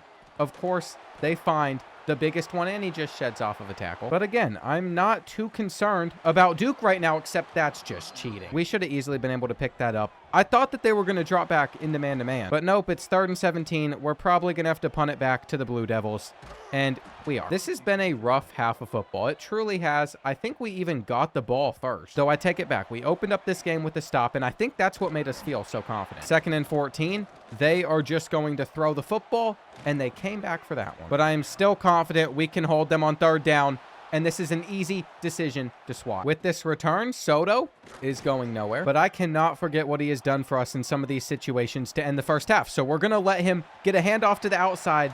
This number 7 is tough. He was able to get over to that interception. He also made the saving touchdown tackle, but he is nowhere to be seen when Soto isn't in. It's Darren Gold taking off for 6. And as great as that seems, we've left 37 seconds on the clock for Duke to get a field goal from. Dropping our guys back into coverage did us no good right there. But it feels like a good time to run man-to-man for at least a play, and we get a sack. Now we're the ones calling timeouts on 3rd and 14. We'll see if they happen to force this. And I have to wonder, what is the point of protecting the sticks if we're going to give that up in the first place? He's going to have an easy scramble. Duke made it to field goal range. So our timeout did not pay off at all. However, Duke has sent out their offense for another play, knowing they have no timeouts remaining. Though I do think they're going to get back to the line and get this spike off still. So it's unfortunate. At least we made this field goal for them a little bit more challenging. It's not going to go in. And that was a wild first half of a lot of random stuff happening, all for us to just be sitting at a tie game. They already have passed for almost 200. But the important part is we did shut down the run. As we continue to establish it on our end, I feel like we're going to control the second half and win this game. Darren Gold almost got another breakaway. So now he gets a break for a play. We let Soto take off to the outer edge, and if we got that block, maybe he would do a lot more damage just running this one up the gut. 7 was there to try and bring him down. And this is starting to feel like a drive where we don't throw a single pass, because if Duke's not going to stop the run, there is zero reason for us to throw. Everybody's getting touches. We want to spread these around evenly, but we also want to give Darren Gold another opportunity to break off a big one.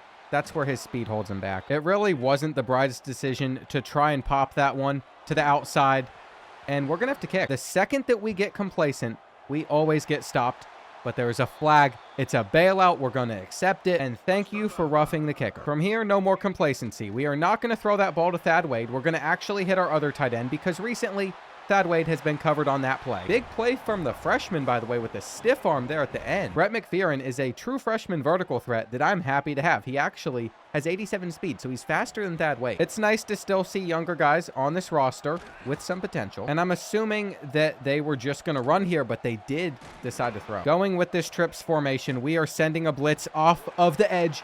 I thought we could get to that. And they are out here in 5 wide. We gave up a touchdown, and they still threw it short. They do not respect us, though. They are going for it. It's going to be a run that we didn't even stop. He had a lane to potentially score a touchdown, and I guess he panicked at the last second, and he just ran into his offensive lineman. This is where we go for extra damage points, though. We shouldn't, but I see the press. They ended up double teaming him, so we try and hit Thad Wade, shedding off a tackle. Then it said that Sam Wright, their best linebacker, just got injured on that last play, so we can run it straight at them for the next few plays. Darren Gold is going to be out there for his 2nd straight carry, and although he did nothing with that, We have been set up to throw it here. Gonna find McPherson or completely miss him. It is now 3rd down, and that ball should not have been caught. We're thinking that they just send in a blitz, which is why we were going to hit Thad Wade. But just thinking back on it, a field goal would have probably been the smartest thing that we could do there, especially since they're literally going to almost score on the next play. Decisions. I feel like during this season, there's been a lot of bad ones that we have made instead of the smart one. But it's just the coaching style that we've decided to go with. I think it's why we had success last year. Now, ideally, we can get a sack on 3rd down, and then Duke will have no choice but to kick a field goal. I just can't imagine that happening.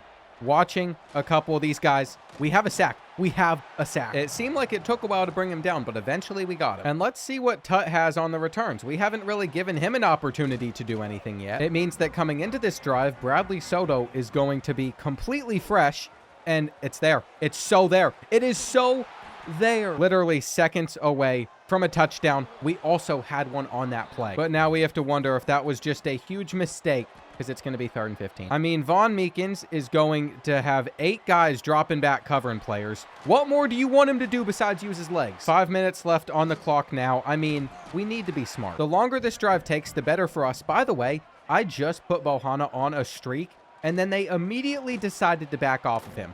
Not sure how they knew. My theory stays very strong that EA is just straight up cheating on Heisman. They know your play before you snap the ball. So let's say that we came out in a run, which we did. Well, even when we audible now, to switch it over to a pass because we wanted this jump ball to our 6'5" receiver. They are able to adjust and get the stop. On NCAA Football 14, if you audibled before the play, they would not adjust. They made their play calling decision based off of your first play call. That completion, though, is going to get us to about the 2-minute timeout. The only reason we're not immediately getting there is because Duke started using timeouts. And let's be real, that touchdown puts us in an incredible position, but it does not end this game. We still need to be able to stop Duke here. 2 timeouts is still plenty of time to cause some really big problems. And I'm not sure how I feel about man-to-man coverage the way that we are getting routed up. There was a point where it worked pretty well for us. This is not that point in the game. 2nd and 10. We know that they're not running, but they are going to have 88 for 6. And this is just one of the many times I will ask EA very kindly to fix their game. Why are they not going for 2? Instead of being down by 4, they could have been down by just a field goal. It is going to help us. In fact, now, if we're not able to pick up the 1st down on these 3 carries, I will punt it back to them because I believe they won't be able to stop us then. But it's just bad decision making. We can take a knee, and we'll find out if any of those offensive guys committed. It looks like we're going to get Jamal Holliday. He looks exactly like Darren Gold. I think they have the same player model. Both of them are bald, but that's a good sign. He's going to be a great prospect for us. Though Jaquez Moncrief, we were not able to fully win over. Nebraska and Notre Dame are still in the race. Pitt was also able to close out on a linebacker with a win during their visit week. It looks like Michigan might give up on the defensive tackle, but Penn State will win this one. And with our bye week, we're going to pick up the 4-star tight end. We're also getting another signing, this one being the right guard. So our recruiting class is starting to come together, and I did not realize that we reached this wonderful point of the season. Even though we still have the number 1, number 2, and number 3 team left on our schedule, we also get to play 2 of our rivals. So at the very least, we should finish this season with 8 wins. I just can't believe all 3 of those teams are currently undefeated. As for the team Boston College is putting out there, their best player is a defensive tackle. Maybe that's going to help them stop the run. But at quarterback, I don't think Julius Woods is going to be too concerning for us. I really don't want to worry about an 84 speed running back either. I don't think that's a problem. They got 1 solid receiver. And I think this game's a great opportunity to give Bradley Soto the biggest load he's taken all year. Assuming we get to the playoffs, we want Darren Gold to be as healthy as possible for that. But during his career, he has taken a lot of wear and tear because typically we've just relied on him. So I think it'd be nice for a game if we really tried to avoid using him as much as possible. It's not like we don't need to take Boston College seriously. They kept it close last year. But I'm also not stressing too much about this game at all. We also didn't have a weapon to the outside. Well, we did. We just didn't know that we could use Bradley Soto in that fashion for whatever reason. And do we really think that Bohanna's going to get pressed like this? I mean, he is no Cam Lock, but I have to trust his 99 Excel will kick in at some point. 2nd and 10, just a run to the outside is locked down. So it's going to be 3rd and 16. This is literally what we wanted to avoid, but it's man-to-man coverage, so we're comfortable. And for whatever reason, we just didn't try to drag our feet there, so we got to challenge whether or not that was a catch. Enrique Cotran just did like a little 360 spin move, His foot did not get in, which means we are punting this ball to Boston College, but if they don't get to that one, it is going to bounce all the way to the 9-yard line. It's time to see if their offense is something we should be concerned with or not. On paper, I wasn't. But you know what? Maybe we should still use Darren Gold in this matchup. It is a rivalry game for a reason. They're going to play us well. And Mike Atwell just got injured on that play. Third down. They find the seam. So we shouldn't have disrespected this quarterback. We shouldn't have disrespected this team. It's not like their roster is really all that bad at all. Out route is going to get them another 15, 20 yards. And so we are going to have to lock in for another game, aren't we? Never a dull moment with the Minutemen. We keep things very competitive. Mike Atwell already back out there on the field for that play. And we just give up the dumbest stuff. I literally asked them to just protect the sticks and guard routes like that before the play. And I know some of our coverage stats are better than they have ever been before. We've been working on them for years. It's just really annoying when we end up giving that all up. They're going to throw it and try and snag it with one hand. You know, if like a 77 overall receiver snagged that, I might have lost my mind. But thankfully, the connection just wasn't there in the first place. Now, Darren Gold is going to get his first carry right here, and it won't go anywhere. But we might give it back to him, or we're going to take the bubble to Enrique Cotran for 15. I just feel like we should be throwing this flat as soon as possible, but the second we audible, once again, they move a guy out there. They are adapting so fast to our plays. They're going to get over there with the safety too. So it's 3rd and 5. We have to make the right decision here. Keep it or hand it off. And maybe we should be running it, but we wanted to take our corner route that they were still on. If we can't pass against a team like Boston College, we're not going to be able to pass against a single team all season. That's at least the way that I see it. So we try and take some more shots. It's a good time for us to get better at throwing the football. Reaching the end of the first quarter, though, we are down by 3. And we just haven't been able to score, which is why I thought we could here. 2nd and 9, they're going to go with some man-to-man coverage. We'll find Darren Gold underneath. We don't normally run some quick slants, but that's what we had on this play. And I am so ready to go to the gym. That's what's on my mind at the moment. I want to get in there. I am now in my 8th straight game of the day. I think the fatigue is starting to kick in, so we're playing worse. But we just need to win this one, and then I can bounce back and play the others at a later time. With it now being 1st and goal, Enrique Cotran is going to bring it in. And that drive was the perfect response. It's exactly what we were hoping for whenever we got it. On 2nd and 6, they're literally just going to run it to the outside. You could tell. He has 5 carries for 7 yards. They've not been able to run the ball effectively, and now they're going to have to punt. The one thing they have done really well is throw, but they just gave us an opportunity to close out this first half with a lead. So that is exactly what we are trying to do.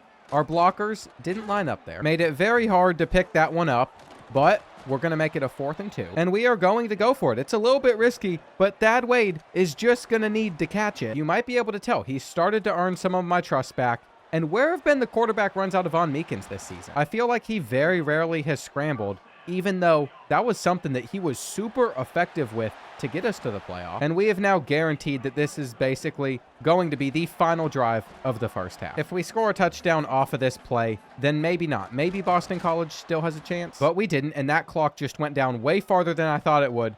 We would have taken a timeout if I knew that's how it was going to go. Now we have 2 plays to get into the end zone. The first one is going to be a pick. It's literally just going to be a pick. Not a pick 6, though. Not a pick 6. Von Meekins, make up for your mistake. I mean, that was just a collapse that we should have avoided there, but we're still dominating. And with their return, they're going to have to start this drive at the 17. I'm expecting a run to this left side, which is exactly what they went with. We're pretty good at reading the defense and what we need to expect on a play, but we should have had somebody covering short. It is now 3rd and 3, and we are going to leave the seam open by running cover 2. Just continuing to keep the Eagles in the game that they shouldn't be in. The longer we allow them to stick around, the worse it could get for us. But this is exactly what we wanted. A 3rd and long that they'll get a little on. Just not enough to pick it up. They're going for it on 4th and 4, by the way, and we got caught. We got caught. I was trying to make a last-second adjustment. I didn't expect him to literally just be on a streak. But they were. They ran the perfect play to pick that up. And Darren Gold's going to drop the ball. I think they're in man-to-man coverage. Just showed cover 3, though, which means we're probably going to have to scramble with Von Meekins if we want to convert this. And he's taken off for a lot. 59 rushing yards for him on 3 plays. Now, I am glad that we have gotten that part of our offense back. 2nd and 4, man-to-man coverage. We got out the throw before the blitz got in. And it feels like we have just entered flow state over the last few plays. We're not even thinking too much about what we're doing. It's just working. When you can enter flow state through coach suggestions and that is all that you're calling, it's the best feeling in the world. I'm not using my brain. Someone clever is going to leave a comment like, oh, we know that with the reads you make. Not funny, brother. Not funny. 3rd and 12 now. And we are going to throw this one to Thad Wade. He's open for a touchdown. He just has to catch it. As you all know, that is not a given. Sometimes that is asking a whole lot out of him. But if they continue to run the ball, we're going to stop it. Halfback screen. Should not have gotten anything. And on 3rd and 8, we're watching the seam. We can't get to that route in time, though. Boston College is 100% going to make this game interesting. I was hoping that we got a sack out of that, but they got rid of it. And on 2nd and 10, it's literally going to be a pass. I bit so hard at the run, missing tackles. Now they're coming out in goal line. What on earth are we doing right now? I think that was going to be a pass, but we just got in there so quick that he wasn't able to get anything out. Flat. We're leaving open, but we shouldn't be whiffing that many tackles. 2 guys is not enough to take him down. Nowhere with this run. But have you noticed the trend of what's going to happen here? Then they're going to find a way to pick all of it back up on the next play. We're knocking them into the end zone. We are down with 5 minutes left. We are trailing to Boston College. And the truth is, we probably should be. Von Meekins immediately just tried to run into a sack there. I don't know what he is doing, but he's going to turn this play into 6. And with him being a little bit exhausted, he's still going to need to make a big throw for us as Darren Gold just got open. We know for a fact that we can control a lot of the clock. And so that has me feeling a little bit better, but we fumbled. I think you have to challenge this. I genuinely think you have to challenge this. He looked down, but I really could not tell. His elbow's down. His elbow's down. If they do not overturn this, it's just stealing the game at this point. I cannot believe we even found ourselves in that position in the first place. And this all comes back to how we managed the clock at the end of the first half. We weren't good about our management, and then we didn't score. We are in a very similar situation here. We're not going to pass up on a touchdown. So if they give one to us, we will take it. But I also want to take some more time off the clock. Darren Gold has to get in. We just gave Boston College 45 seconds. They have 3 timeouts. So do we think our pass coverage is good enough to stop the Eagles? That is going to be the question. You just can't even tell me he gets that far off of one play. What are we talking about? Now they're running the ball. And we're actually sitting here just pressing Boston College. I can't believe it. I cannot believe it. We had to get out of that formation. I mean, they're going to score here. They're so going to score. You can see it. It is happening right before our eyes. What do we watch for?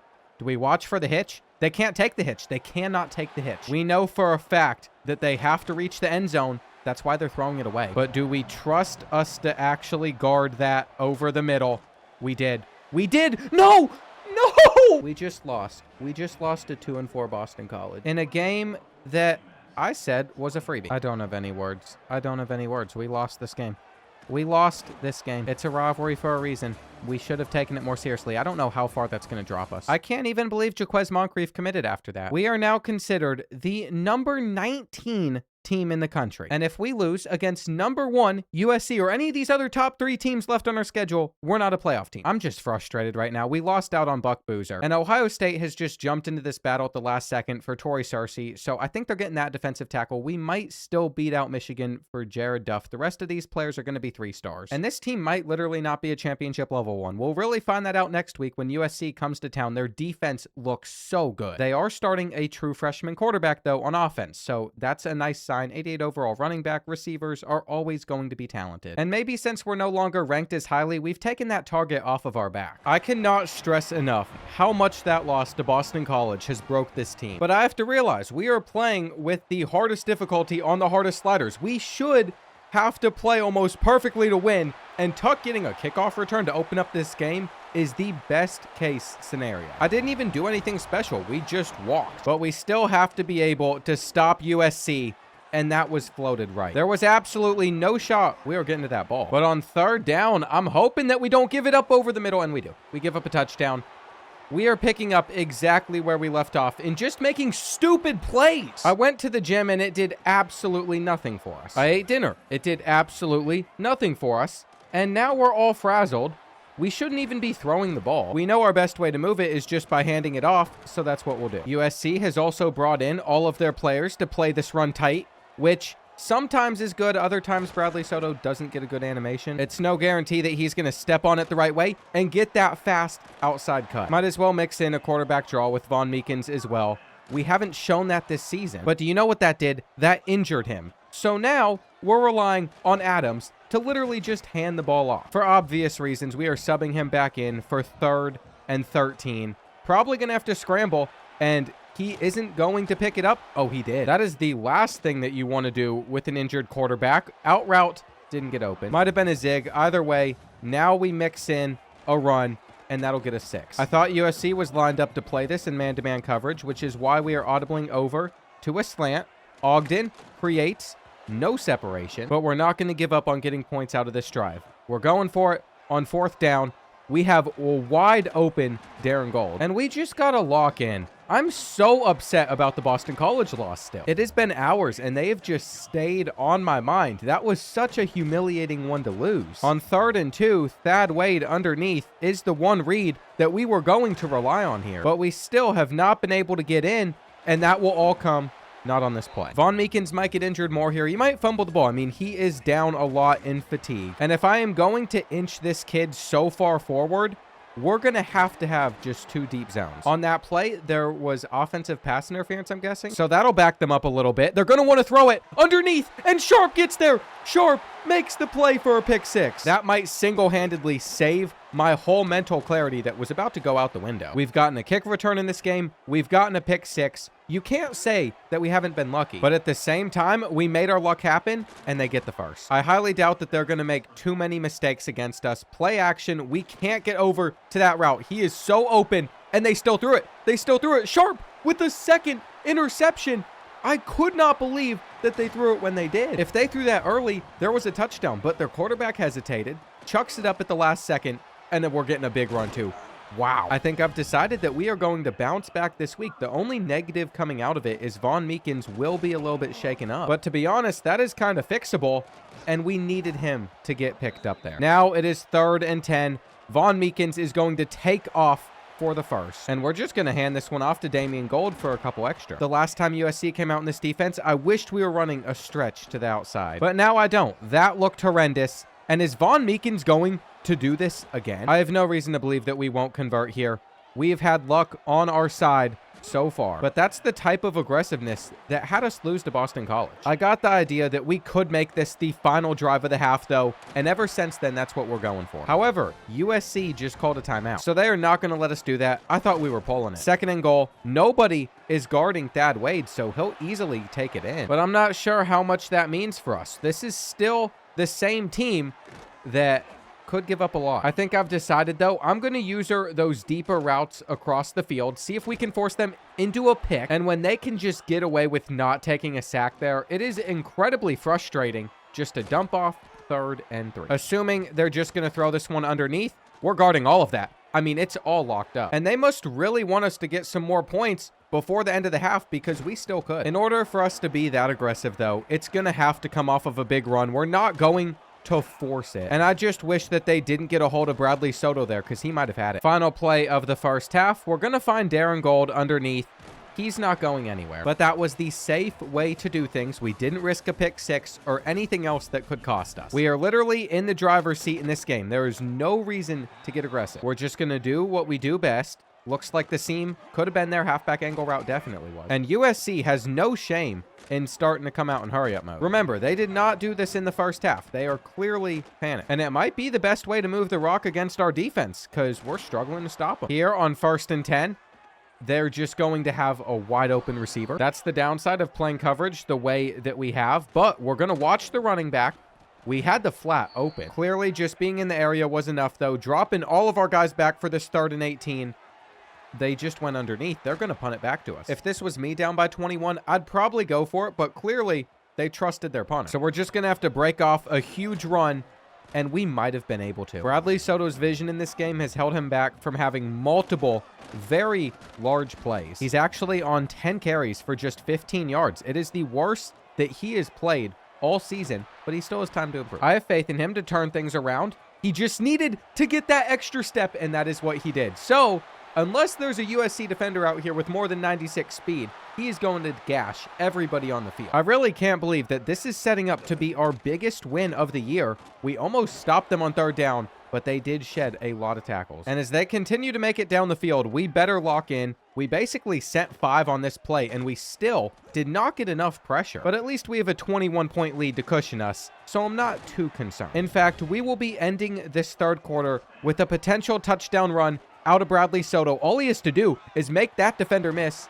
and another. It's his game. He is taken over all after one run. I don't know why we couldn't play like this whenever we were one of the best teams in the country. I guess our playoff spot potentially being on the line really shook everybody up. Now they're playing well. And time is just going to continue to run. Might as well go for it on 4th and 2. I just don't think USC is going to be able to stop us. That's short, but it is not the end of the world. 3rd and 7, Sharp going for his 3rd interception of the game. He won't even need to make a play there. 4th down, and they're sending it up deep. We're going to swat this ball, and there's a flag while they catch it. Somehow, they just go up and get it. I might as well never click on. Every single time that we do, we literally just look like a fool, and yeah, he's slipping through that. We should have known the freshman quarterback was going to make a lot of mistakes, but he's also been solid on the ground. I'm assuming he'll take off here if he drops back and nothing's open.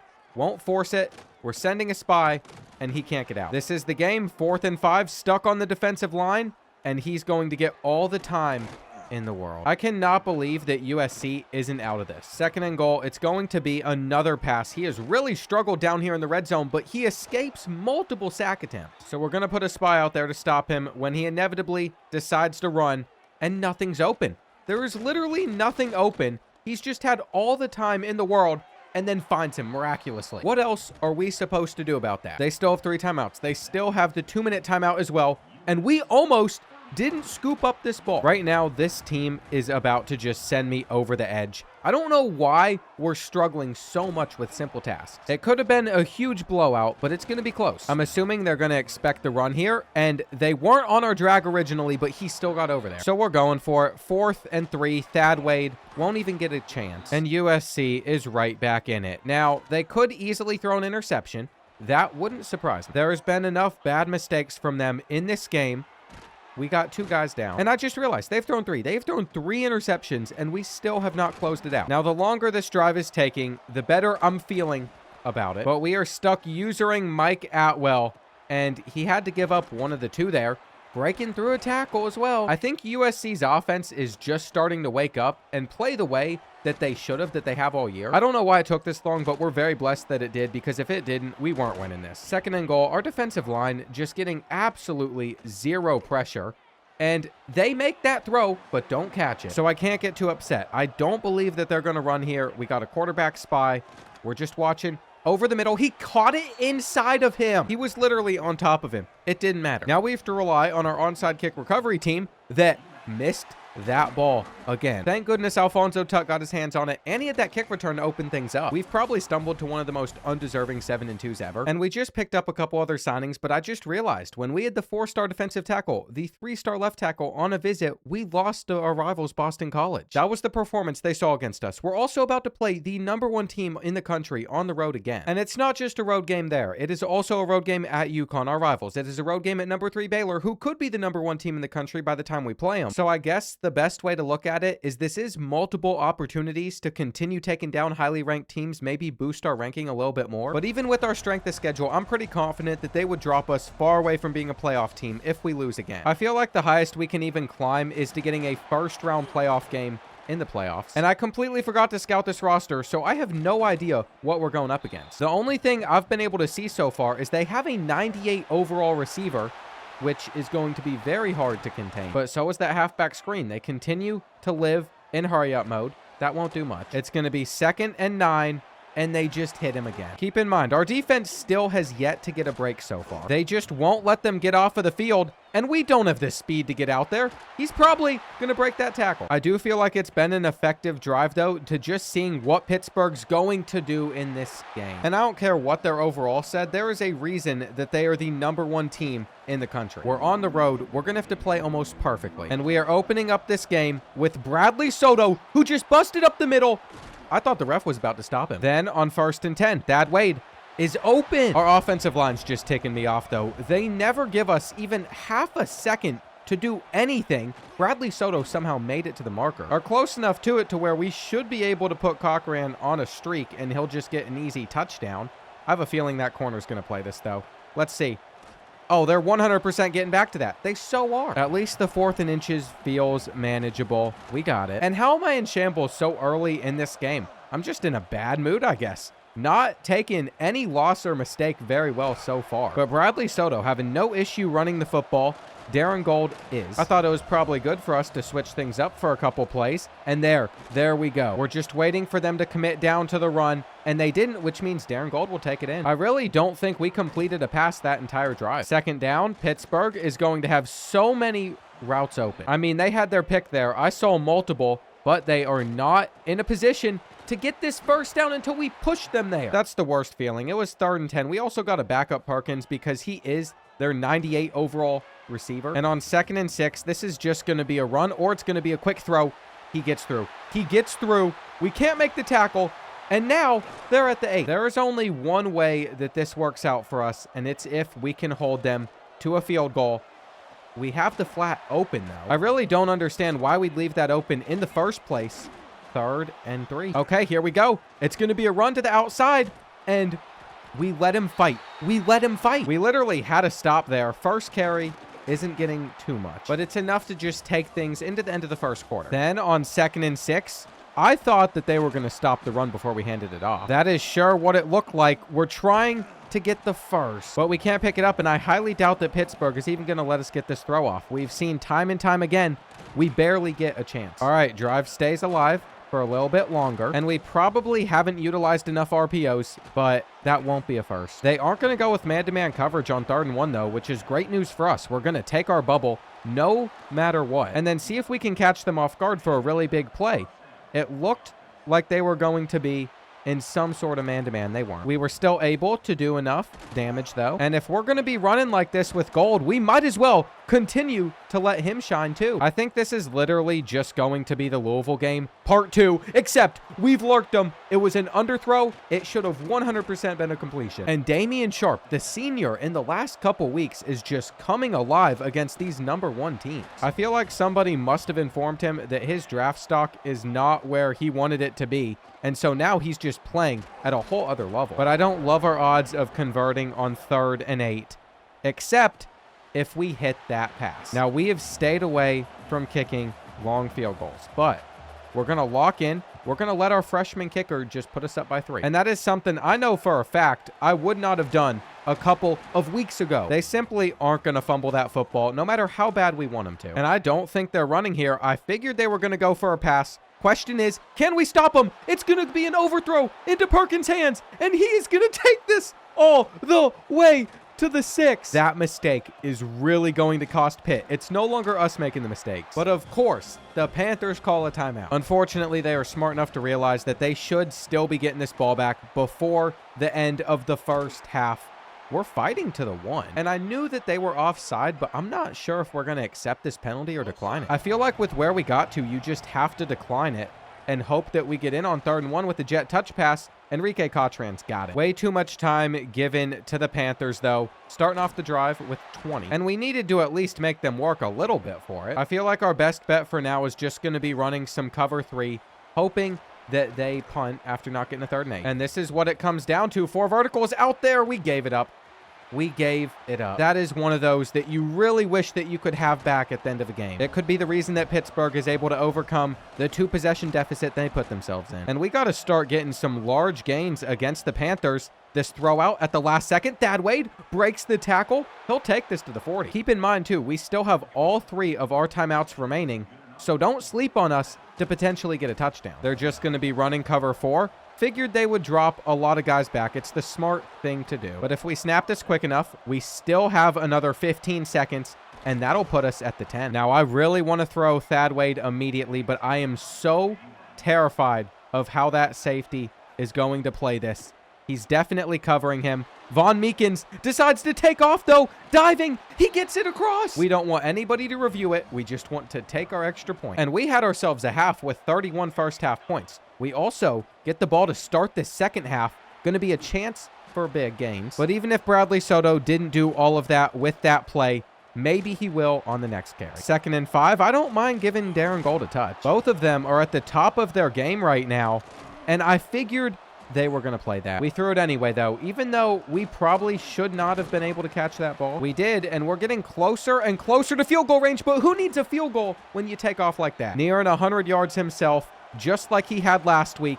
He might get it on this play. And I'm not sure how far Darren Gold is away from that same total, but he can't be too far with another 8. Pittsburgh's defensive line must be their weak spot on the team because our offensive line's having a pretty solid day. And I believe this is 4-down territory since we're already up by 2 possessions. We might as well go for it all, and they just aren't going to have that type of speed. It's beautiful. There is still plenty of time left in this game, so it's not like it's over yet. They could bust off a touchdown run for all we know, literally right here. But we have put ourselves in a really, really nice spot.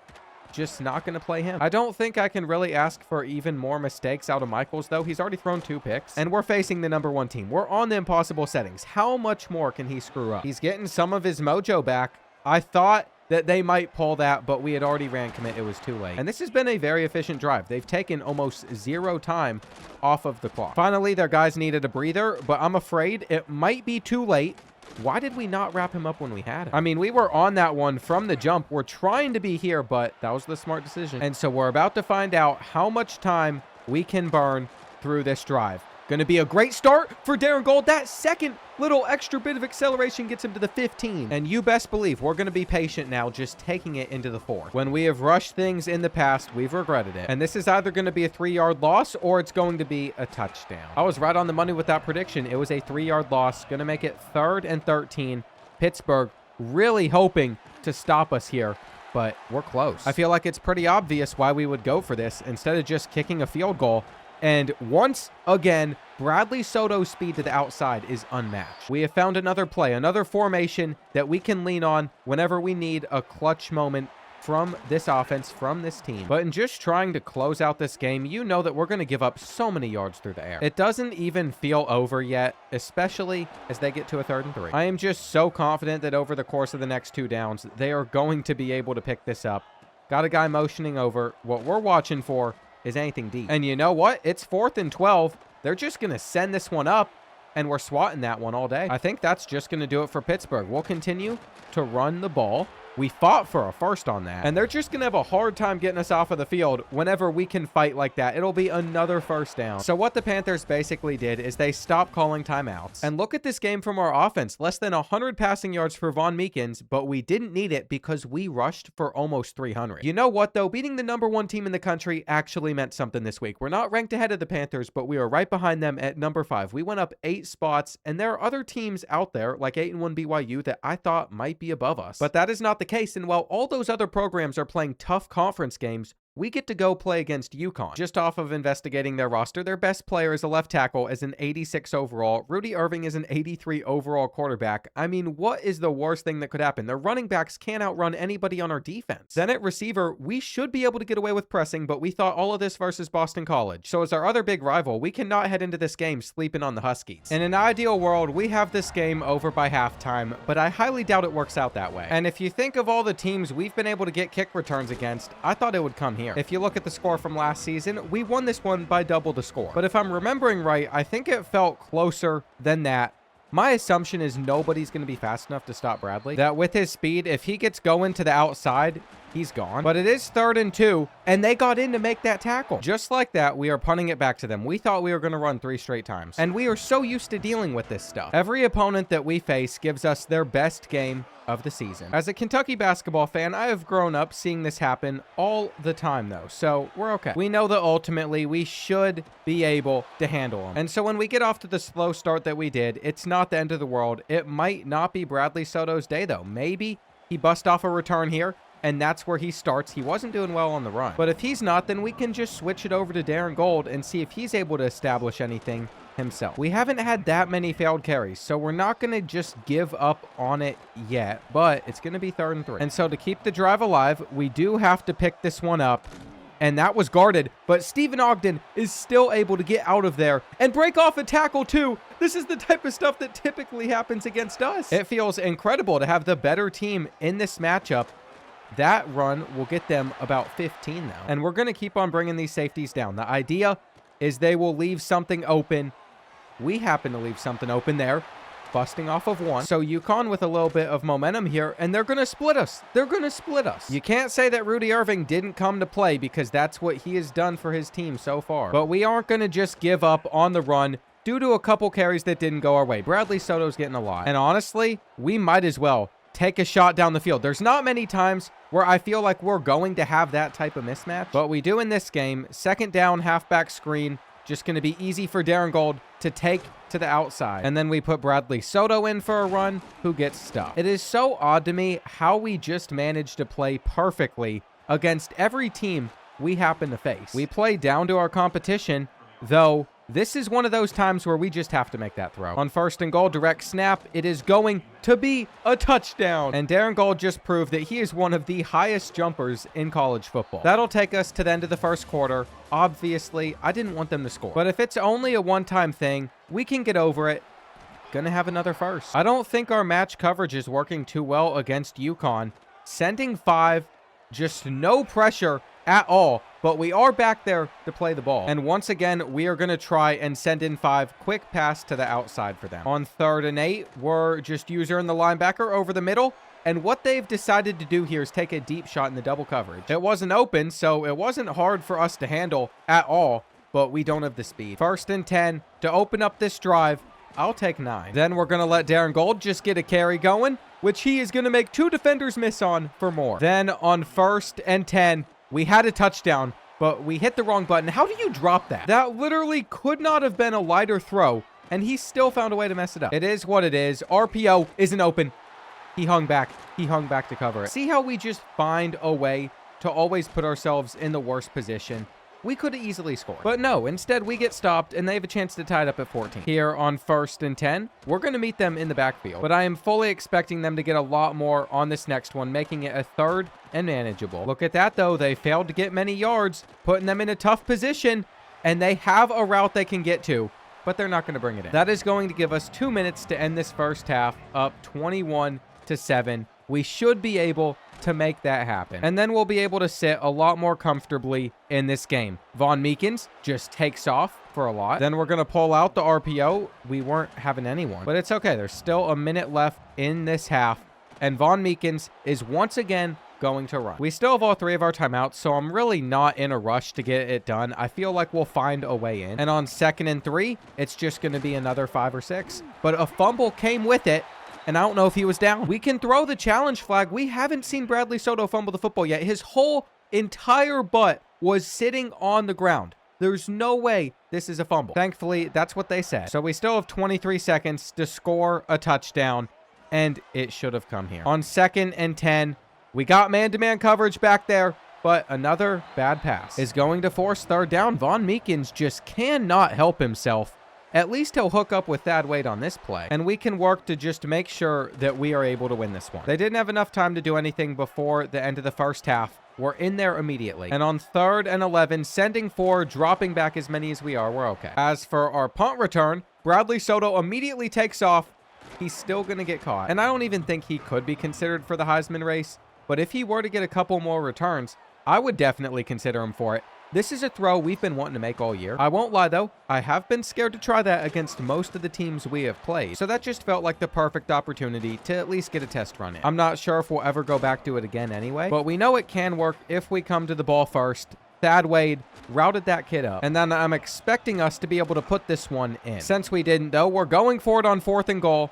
It's another drop. And this kid has literal butterfingers. It is the only explanation. We could have played it safe. We could have kicked our field goal, but I decided not to. And that is exactly what we wanted. We wanted them to get chased down there and feel terrified as we get it back. I don't know why they decided to do anything other than run. It wasn't going to go well for them. Bradley Soto can say goodbye. This is what we have been waiting for him to do. And we're really putting this one away in the 3rd quarter, begging for them to throw us an interception. I think they're going to punt, even though they're not picking this up. This is like giving up. Down by 23 points already in the game, giving it back to us. And one more strong drive, I will feel so confident in us winning. Maybe it's only going to last a few plays if Bradley Soto can just get to the outside faster than anybody else. Almost stayed on his feet. And after running for a lot of this game, we pull out the play action, we throw it above that kid, and find the space. It is setting up to be a perfect ending to this third quarter as Bradley Soto gets into the end zone, and he is waving goodbye to those rival fans. We're telling them good night before the fourth quarter even starts. They might as well just head home. I would say that they can avoid the traffic getting out of the stadium, but it doesn't seem big enough for there to be much. And we are ready for next week against Baylor. We get another stop. Honestly, I think we're going to be a playoff team, even if we did lose to Baylor, since we're number 5. Maybe I don't know this game as well as I thought I did, because those wins over top teams really matter. You beat number 1 2 weeks in a row, and you can bounce back from a loss to Boston College. It just didn't feel like the case last year. I guess we've started to earn some more respect. Finally, he catches the ball. At the end of the game, I think this is going to turn out to be the worst that we've ever beat UConn. And a lot of that credit can go to Bradley Soto for helping us separate. Apparently, 4-star defensive tackle Torrey Searcy is still going to commit to our school as well. I thought we lost that battle when he saw us lose to Boston College. So in total, we were able to sign a 4-star quarterback, securing our quarterback position for the future, which was not secure until that signing. We've brought in 7 4-stars. Then we're going to have a bunch of 3-stars as the season winds down. And that's all the positive additions we'll make before the transfer portal period. Now, Baylor at 10-0 is not ranked above Louisville. We have lost to the Cardinals, so that's one of our quality losses. Boston College will not be considered one. Pittsburgh still ahead of us. And as our final game of the regular season, I guess we're just hoping that we can get a first-round bye in the playoff. Worst case scenario, we should still be in, but the reason Baylor's undefeated is they have a 96-speed, 99XL receiver. They have a 97-speed, 99XL running back with a 91 overall quarterback that is injured. And so with Ian Theus out, now we get to face off against Patrick Kenoy. The worst thing that could happen to us was he could play this game, but it says he's out with a broken collarbone. He's not coming back anytime soon. They're also missing Garrison, and that's their 97 speed running back, so that's 2 of their biggest offensive threats now eliminated. I'm feeling so much better about playing undefeated Baylor than I was, and we'll see what type of comparison they're going to show us before our first drive. It's going to be our tight end versus theirs. They're pretty similar, but I'm curious how our running back rooms stack up, especially now that they're going to have to go on to their second stringer. Not much success coming for us there on second down. We're going to playmaker. And that's going to be picked. It's going to be picked. Why are we throwing that off of our back foot? They're already at the 10. About as bad of a start as we could have possibly gotten against Baylor. This kid's not great, though. They're just going to be one of those teams that stays in hurry-up mode, which is pretty annoying. That's not open, though. Backup quarterback, not making a mistake. Well, on 3rd and 7, we're stuck on a defensive tackle, which is bad news for us, except he's only going to take his check down. We pull him to the 1. I mean, to make it 4th and 1. And this better be a run. If it's not a run, then we're in trouble. We tried to stop that pitch.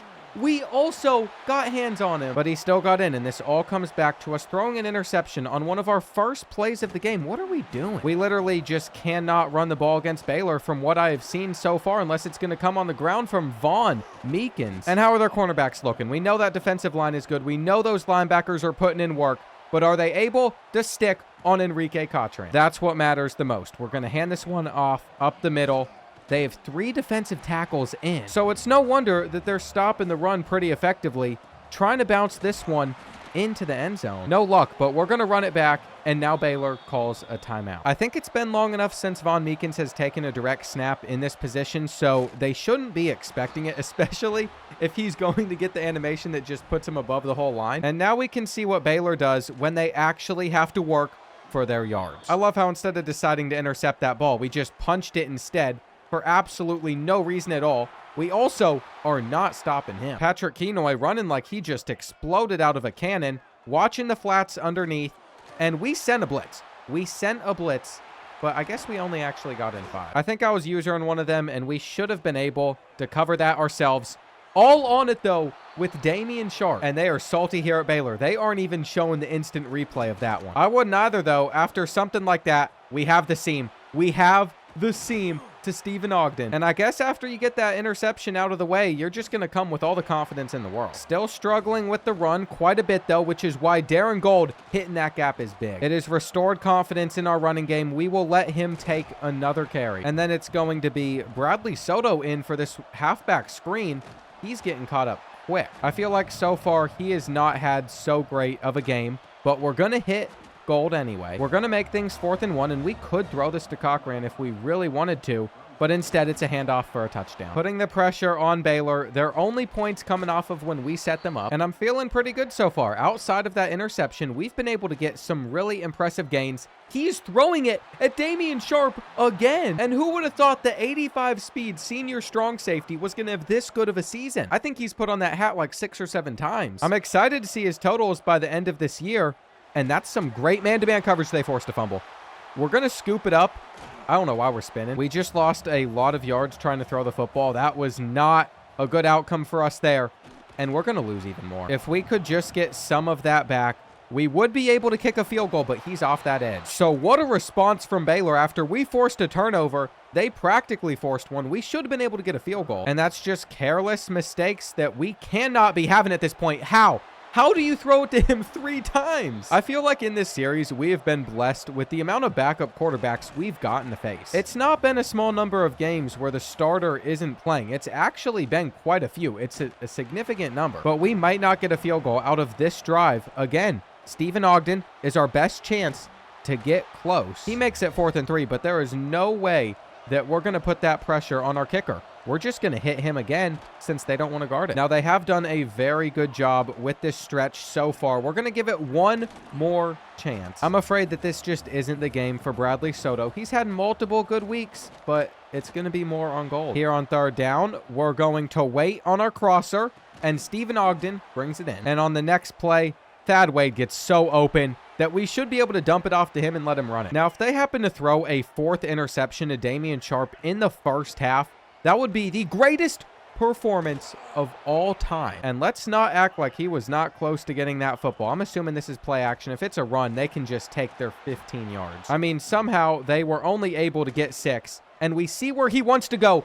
Damian Sharp does it again. Damian Sharp having the game of his career, a pick 6 to add to it because 18 is not catching him. And I have never seen anything like this in this series at all. I don't even know what to say. He's out for this play because he is so tired. That's going to hit the 2-minute timeout. And here we go. Time for Damian Sharp to shine again, potentially.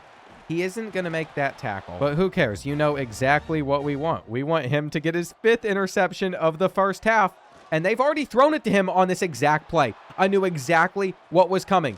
There's just no way. I was going to be done for the night. I was going to play the playoff games tomorrow morning when I was fresh. But now I feel like if we're playing defense like this, we got to go now. I mean, we're taking the number 2 team on the road in their stadium to town. So if we want to win the championship this year, I would think it's going to come tonight. Just when I fixed my sleep schedule too, I literally woke up this morning at 5 a.m. because I went to bed at 9:30. I haven't woke up at 5 a.m. since maybe high school.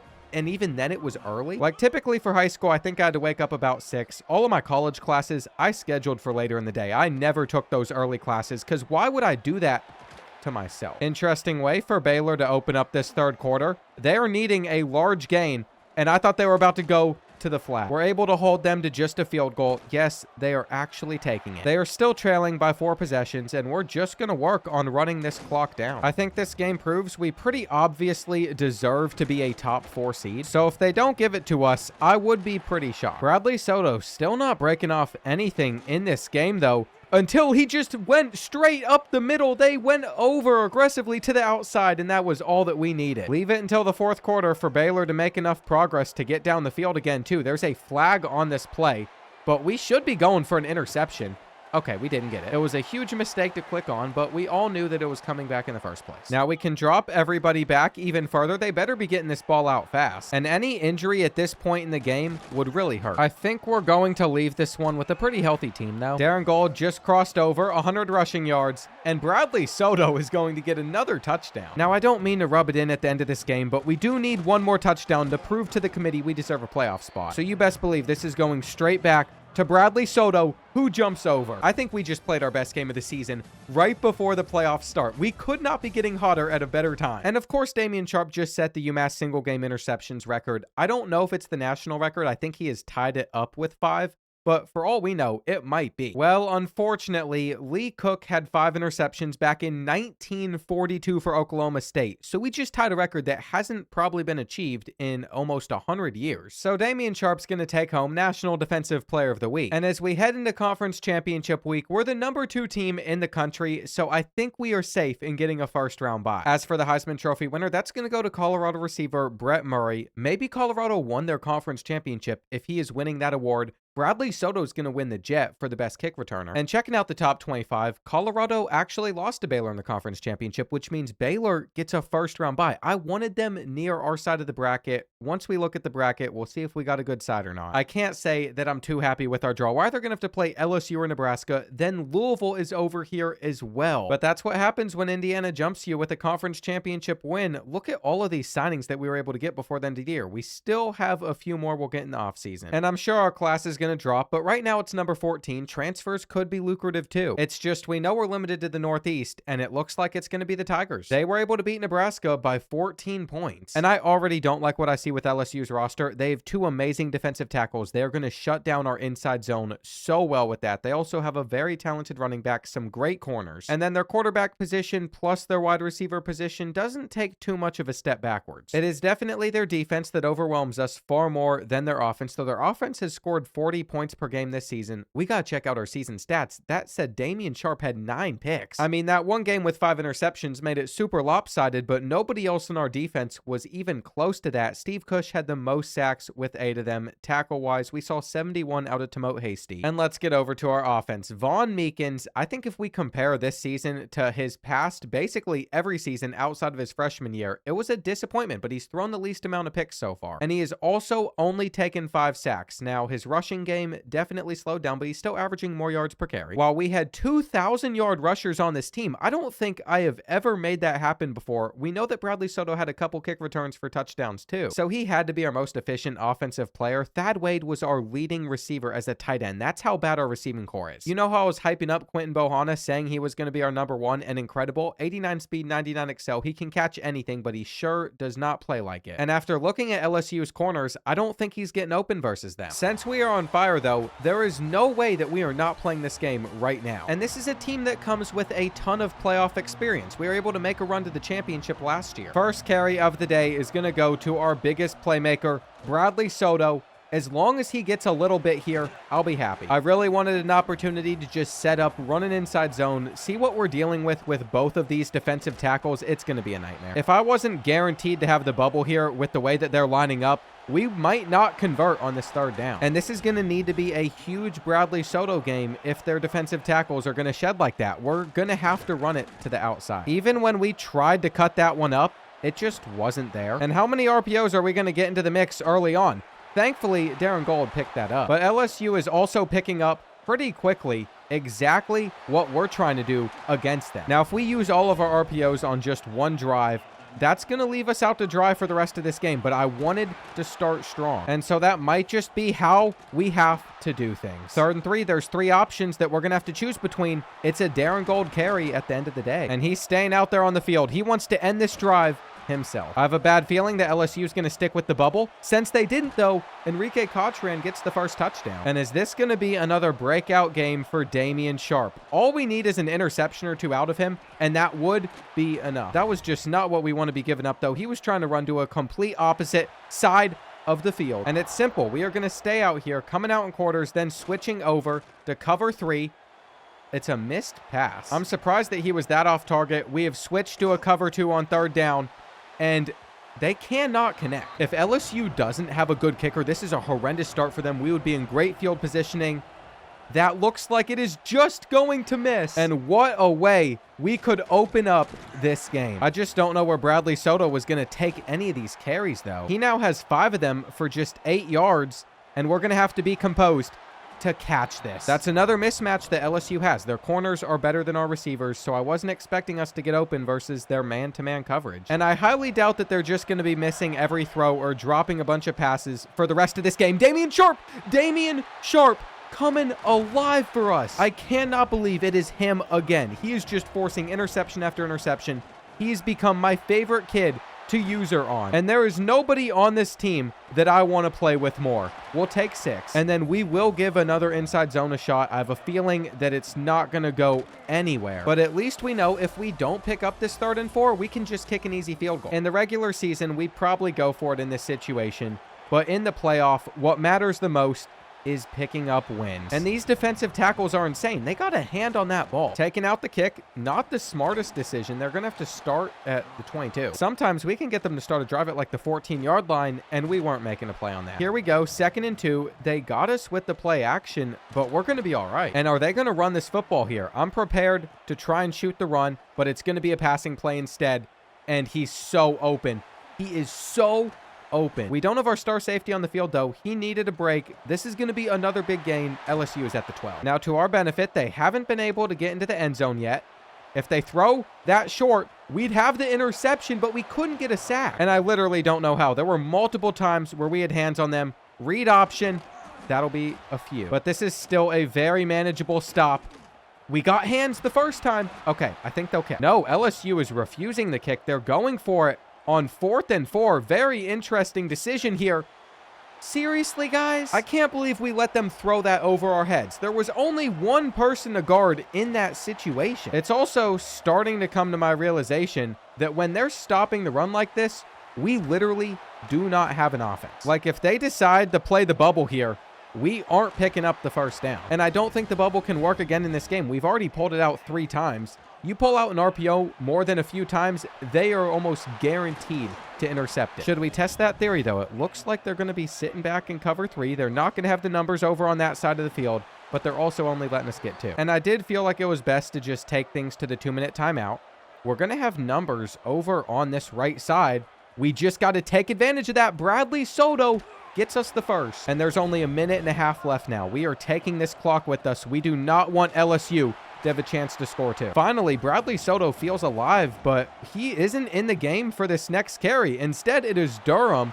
As long as he doesn't fumble, this is okay. And an injury timeout has stopped the clock. I wonder if the Tigers are going to start calling some timeouts to get this ball back. I really didn't want to take any risks, but they didn't. We're going to have this handoff to Darren Gold, who finally gets it going. And that is exactly what we wanted to see to end the half. Are they going to make the bad read? Somebody has to mess up here, or he'll scramble. Now, I'm kind of under the assumption that somebody did get open there.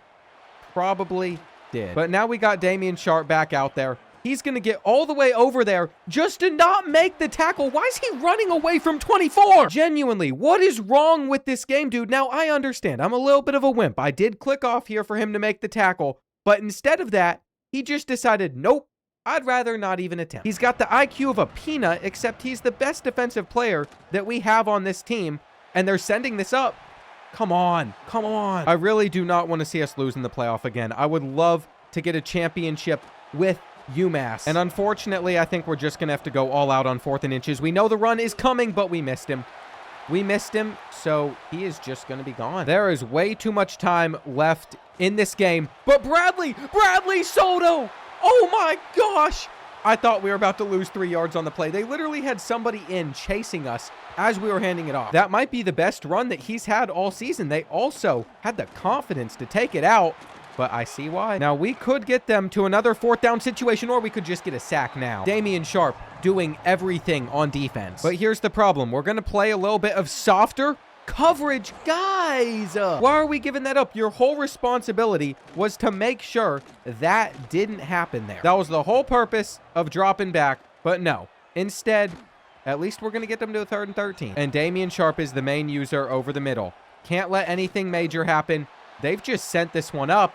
It's a flag. It's a flag. EA, I'm just going to watch it. They literally sponsored a video a couple weeks ago. I'm on my best behavior. What's the word? Constructive. We can be constructive without just saying outlandish things. That's always been my motto, but LSU is going to score a touchdown off of some BS. I don't know why I even try to use their SWAT feature. It clearly just doesn't work for us. And don't ask me where that return went to. I'm not proud of it. We're starting on the 15-yard line, which is not good. It might be time to let Von Meekins get a couple throws under his belt. If we don't, then he's not going to have the confidence near the end. And there is still so much time in this game. We've brought Thad Wade over to block Had a double team on that kid, by the way. Did it look like we double teamed him, though? Absolutely not. Thad Wade with the play. He's at the 40. Okay, now we're going to go with an inside zone. We actually had a good bit of guys blocked there. Darren Gold was looking fast as ever, too. He's taken off. I think we're ready for the fourth quarter, but I did get a little excited, and I snapped this ball. Somehow they could have gotten to that. It could have been a touchdown, but it also might have been picked. And that is why we need to keep running, because that's where we are dominating. To open up this fourth quarter, our entire offensive line is hot. They didn't play like it. And I see that they're coming out in cover one. So we're going to go to our star receiver. Good play. I really can't imagine we get away with the bubble here, though.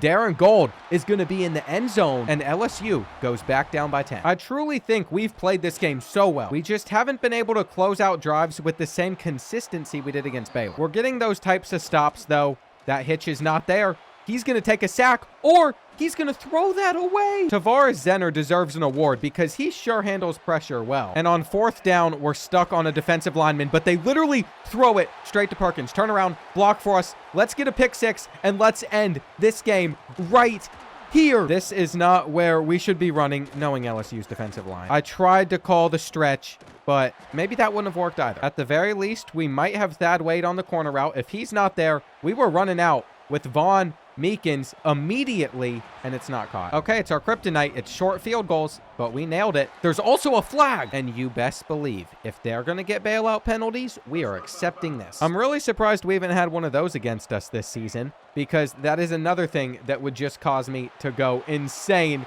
Up by 3 possessions. And what did I say? We were hot right now. This was our best chance at winning a national championship if we just played the games tonight. Did we lose against Boston College this season? Potentially. But for now, that feels like 6-7 hours ago it was. And I don't know how to explain how much the 6-7 meme frustrates me, because I said 6-7 so much in my life in a lot of these videos way before it. And now there's just a bunch of comments about it. For the first few months, I didn't even understand what it meant.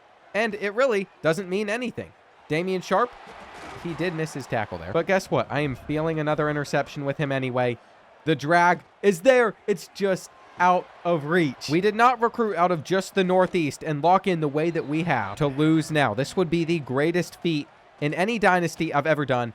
That deserved to be a flag. You can run for the first down if you want.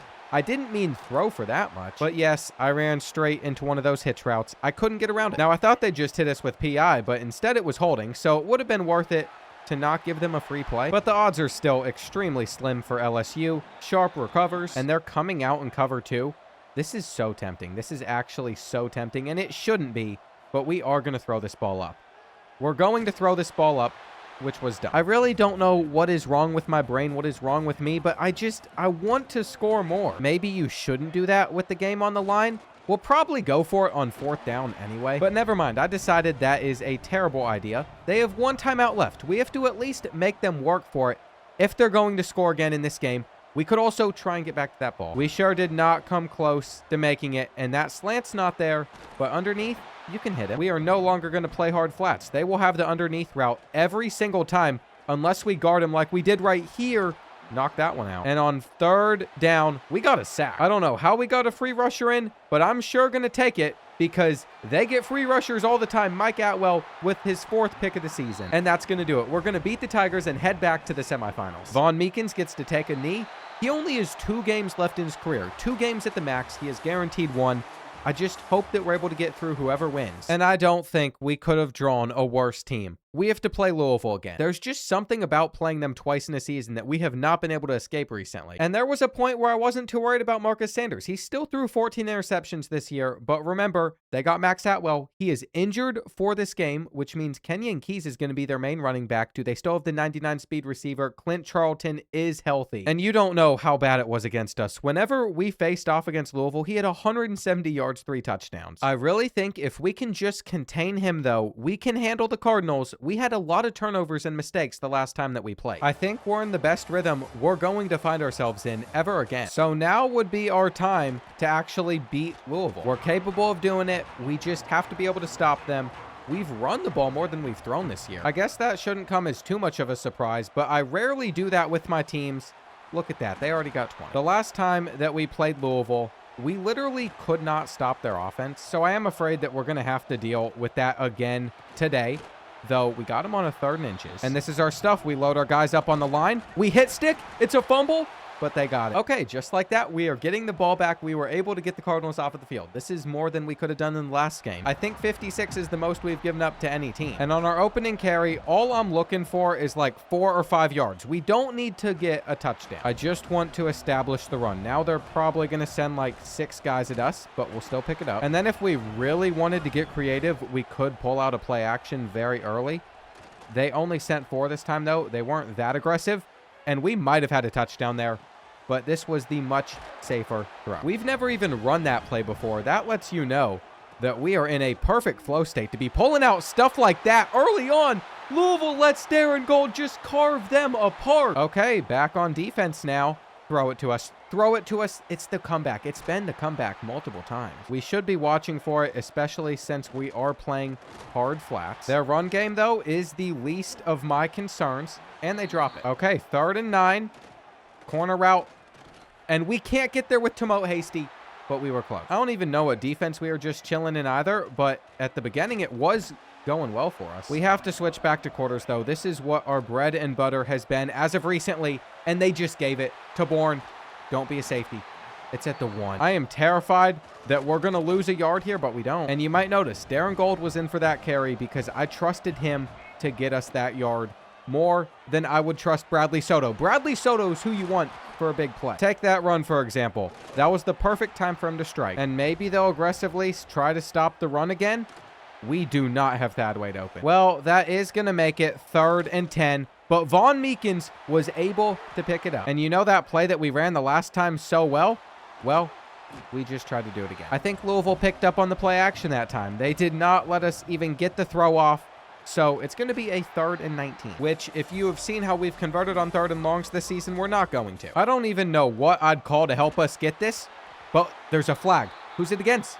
Oh, it's against us. For a split second, I thought we got bailed out. Now I just know that we're giving it back to the Cardinals. They really tried to block that kick. At least the punt goes out at the 30, but I was really hoping that we could have scored on that drive too. 2nd and 2, run is my prediction. But they had the RPO there because we were so aggressively down. And I know that Louisville most likely is going to run again, but they got us with the play action. They got us deep, and we're just not catching the tight end. I mean, we just got dusted there. We're trying to hit our tight end.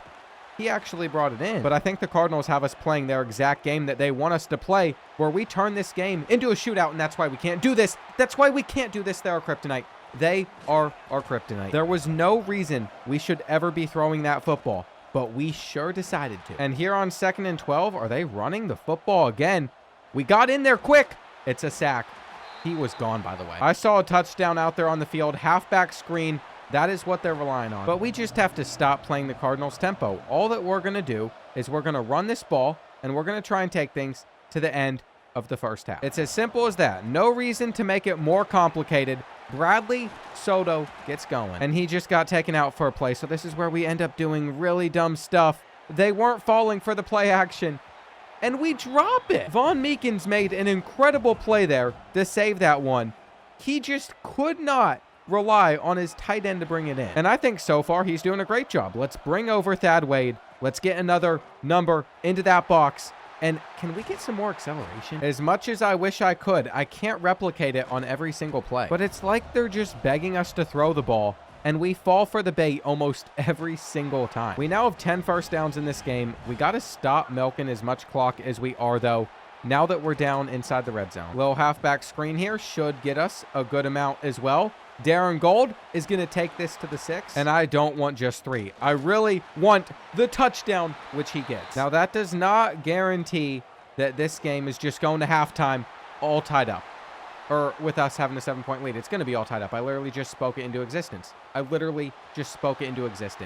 their backup. That is their backup running back. I'm so sick of Louisville. I don't even know how to begin to explain it, and we're boxed. We're actually boxed here.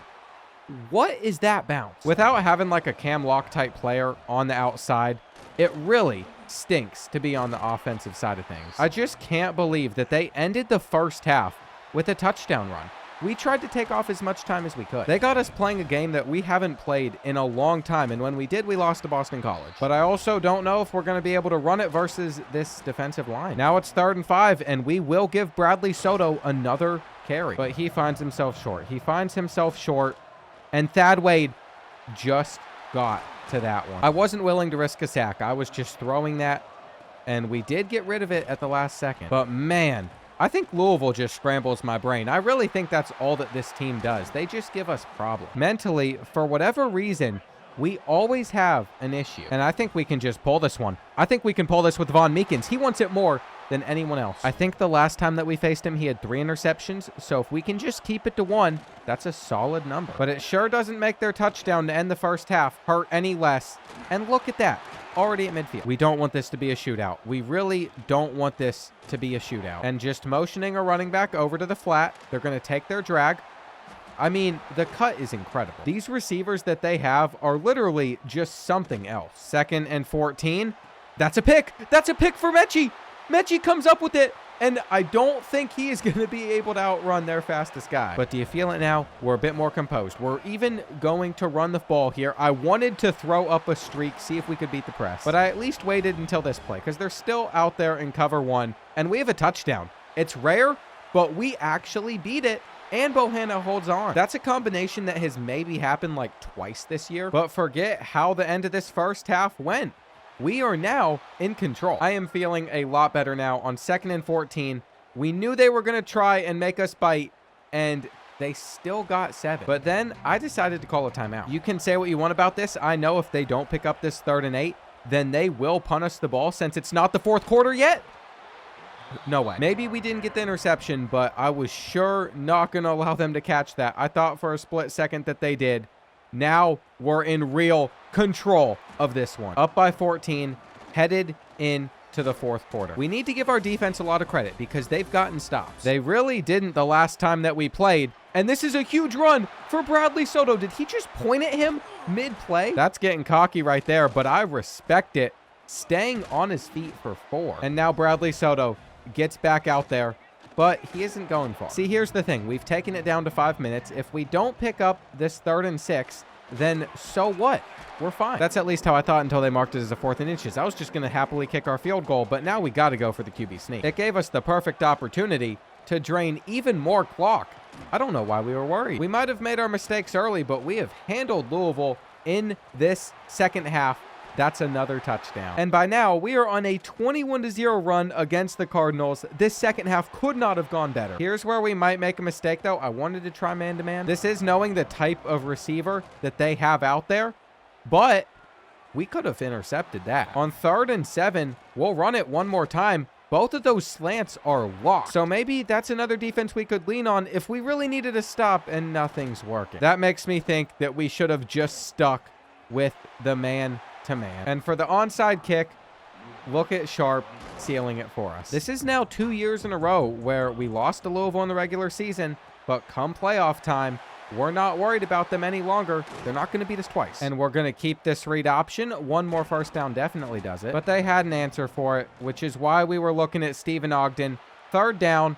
We're sending this one up. We're sending this one up, and we get a miracle play going our way. Truth be told, I just didn't care. I figured we were going to win either way, and that's the best mode to be in. It's important to know, too, that last passing touchdown was worth it because now Von Meekins is in the UMass record books. Maybe we didn't need him as much this year, but he still made his impact, and we're facing the #1 team in the country. I don't really know what to think of Indiana. We typically don't see them do that well in Dynasty. They just kind of fall off. But their roster certainly isn't that bad. They got a 92 overall running back, a 91 overall quarterback in Paul Bredesen. He's won multiple awards, and then their receiving core has 3 guys above an 89. It's not like the elite rosters we see throughout the season, but it's still a team that puts up 41 points per game. It is one that we have to take seriously. Did that say he's thrown for 5,000 yards, 49 touchdowns? For all we know, he might just shred our defense, but this is a great opportunity for us to get that national championship. Once again, we have made it this far. We couldn't beat Oregon last year, and if we don't win it all this year, I don't think we're winning it all next year with a true freshman quarterback. It'll probably take our roster a couple seasons again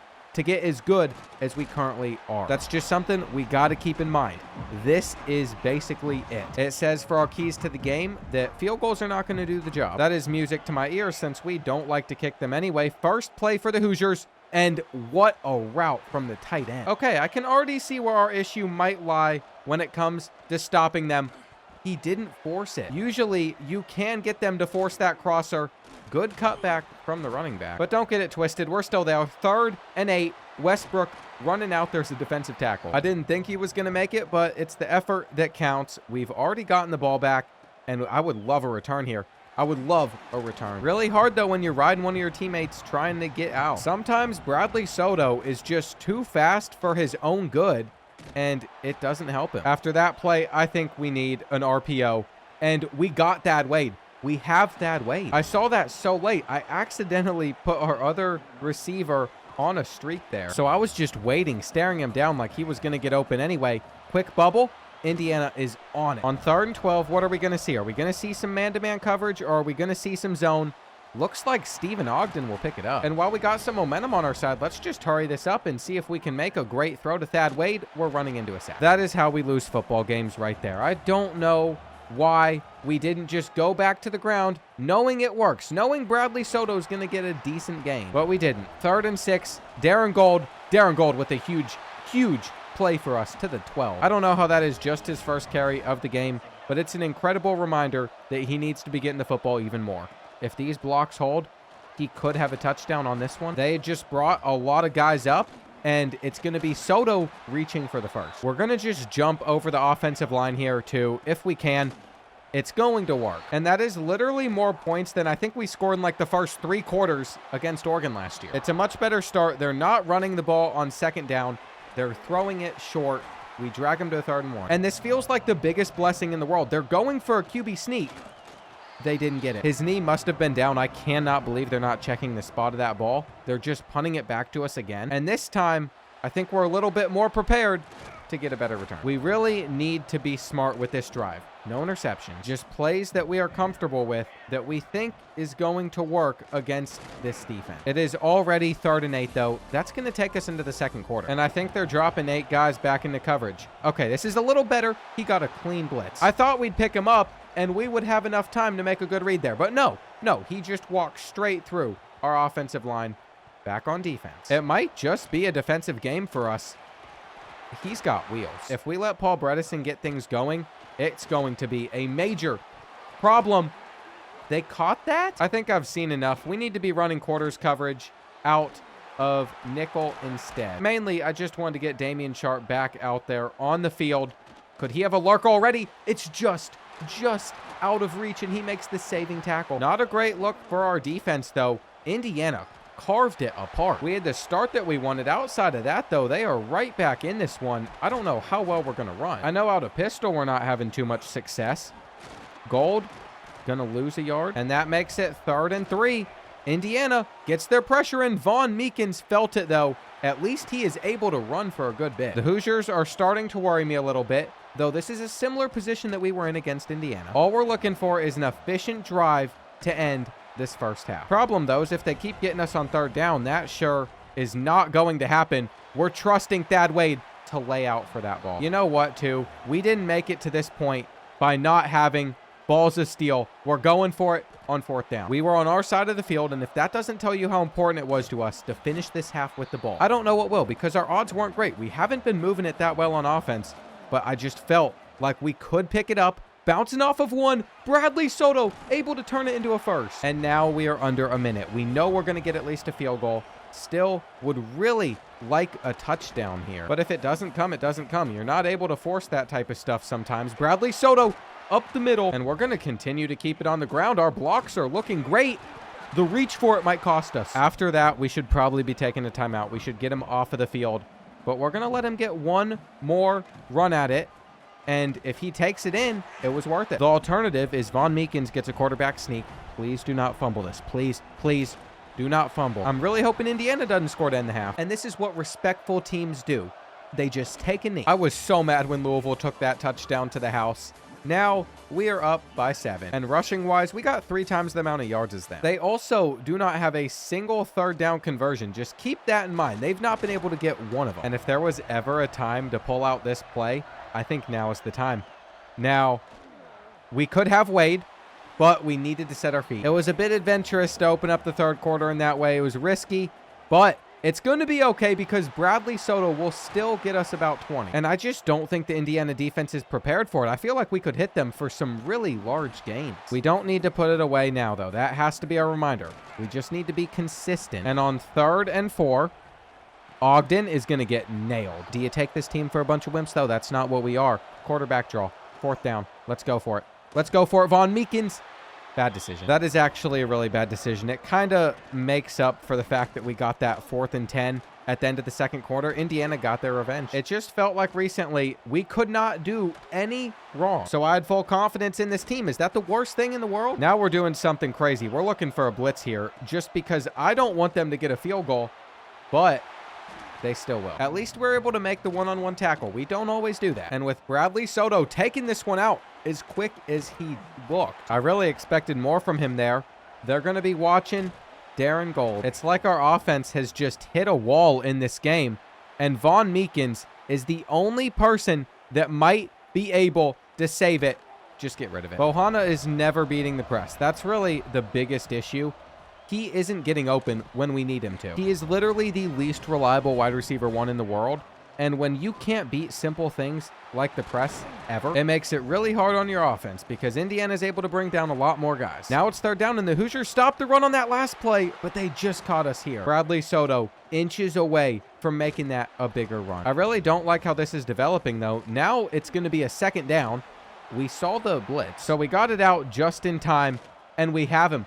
We actually have Courtney Croom. Stressful championship. We still have a quarter left. And I refuse to take this season for granted. I refuse to take this team for granted. It's taken years to get us here. We might never have a running back room this good again. It's going to be hard to achieve.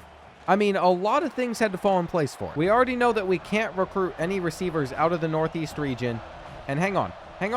Is he? I guess we're just going to have to throw this. We're going to have to throw this. We're lucky. We're lucky that's who's manned up on it. But that was not the route that I wanted. Okay, with 5.5 minutes left, it's the Damian Sharp game. I mean, he is just getting excited with the thought of getting a pick. Our defensive line is clearly not too excited, though. Where is the pressure from them? If we could just get a sack within a few seconds, we'd be fine. They're not even getting a sack in a normal amount of time. They're not just getting 4 seconds back there in the pocket. They're getting 7 seconds. They're getting 8 seconds sometimes. But we got the pick. We got the pick with Culver. It's actually going to happen. It's actually going to happen. That's going to look really dumb if we find a way to choke this. But we're in great position. 5 minutes remaining now. And I cannot believe how we bounce back after losing to Boston College. After a loss like that, some teams would just decide their season is over, but we didn't. We persevered. And you know what? Let's be smart. Let's take our points and make them work for some. We've been so much more comfortable on this side of the ball for like the last 4 to 5 games as well. We might as well stay over here. I thought they were throwing that one at Damian. I think this is our ultimate coverage. You come out and cover 4 quarters, you put one of them on a middle third, and then you just use her with the other. So if you're wondering how I play defense, all I do, I put this guy on the middle third, pass commit, then I shade underneath. So we got hard flats. I have to watch for anything that's like 10, 15 yards. So like if that's a comeback route, I have to be able to guard it. But if we get to a 3rd down situation, then I will shade over top, and that will allow us to play like 10, 15 yards deep. That's been what we figured out to be the most reliable in my opinion. We did a lot of cover 3, lots of cover 2 shells as well. But recently, you just put Damian Sharp out there to make a play, and he typically can. Our coverage is falling apart, though. These last couple plays, things have looked a lot more rough, and it's not over. I know we wanted to think it was over, but it's not, and I'm fully aware of that. We got to get a first. The clock also stops for a 2-minute timeout, which is even worse for us. First carry goes to Gold, but Indiana was ready for that. Maybe we put Enrique on a slant, see if it's man-to-man coverage. If it's zone, Von Meekins gets this. Okay, one more first down, and we can take a knee for the national championship at UMass. We're so close. It would only make sense if we give this opportunity to Bradley Soto as well. He's been the game changer on this roster. I think a halfback dive would work better, so we're going to audible over to that. This is literally it. National championship, the whole series on the line right here. And Bradley Soto has it. It's game. There is no reason to call anything else. We have done it. 6 years, honestly, sooner than I thought it was going to happen in the series. I feel like that always happens, but I was try-harding my hardest the entire time. It was a very difficult challenge recruiting out of the Northeast. The sliders, I did not like them. There were just games that we lost, like the Boston College one. I felt like we had no business losing. And I could sit here and say, we got to do another few seasons, see what happens after Von Meekins graduates, see what happens with Bradley Soto returning, but Darren Gold now graduating. And there are just a lot of changes that would happen to this roster. Tomoe Hasty, our star linebacker, he decided he wanted to transfer away until we convinced him to stay. Courtney Kroom, I don't really care if he goes. Same for Glenn Adams. That's just a quarterback that we wouldn't have cared for.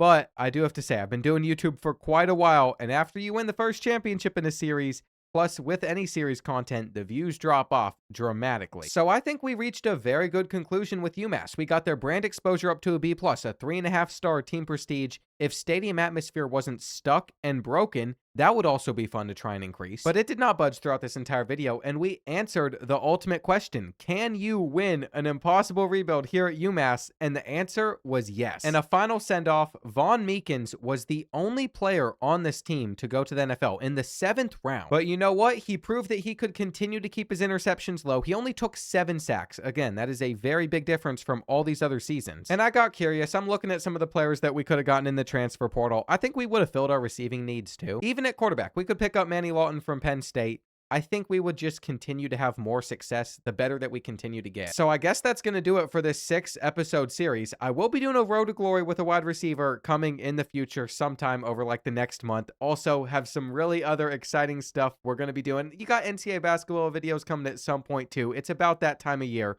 But I hope you boys enjoyed this, and I will see you all in all the future stuff.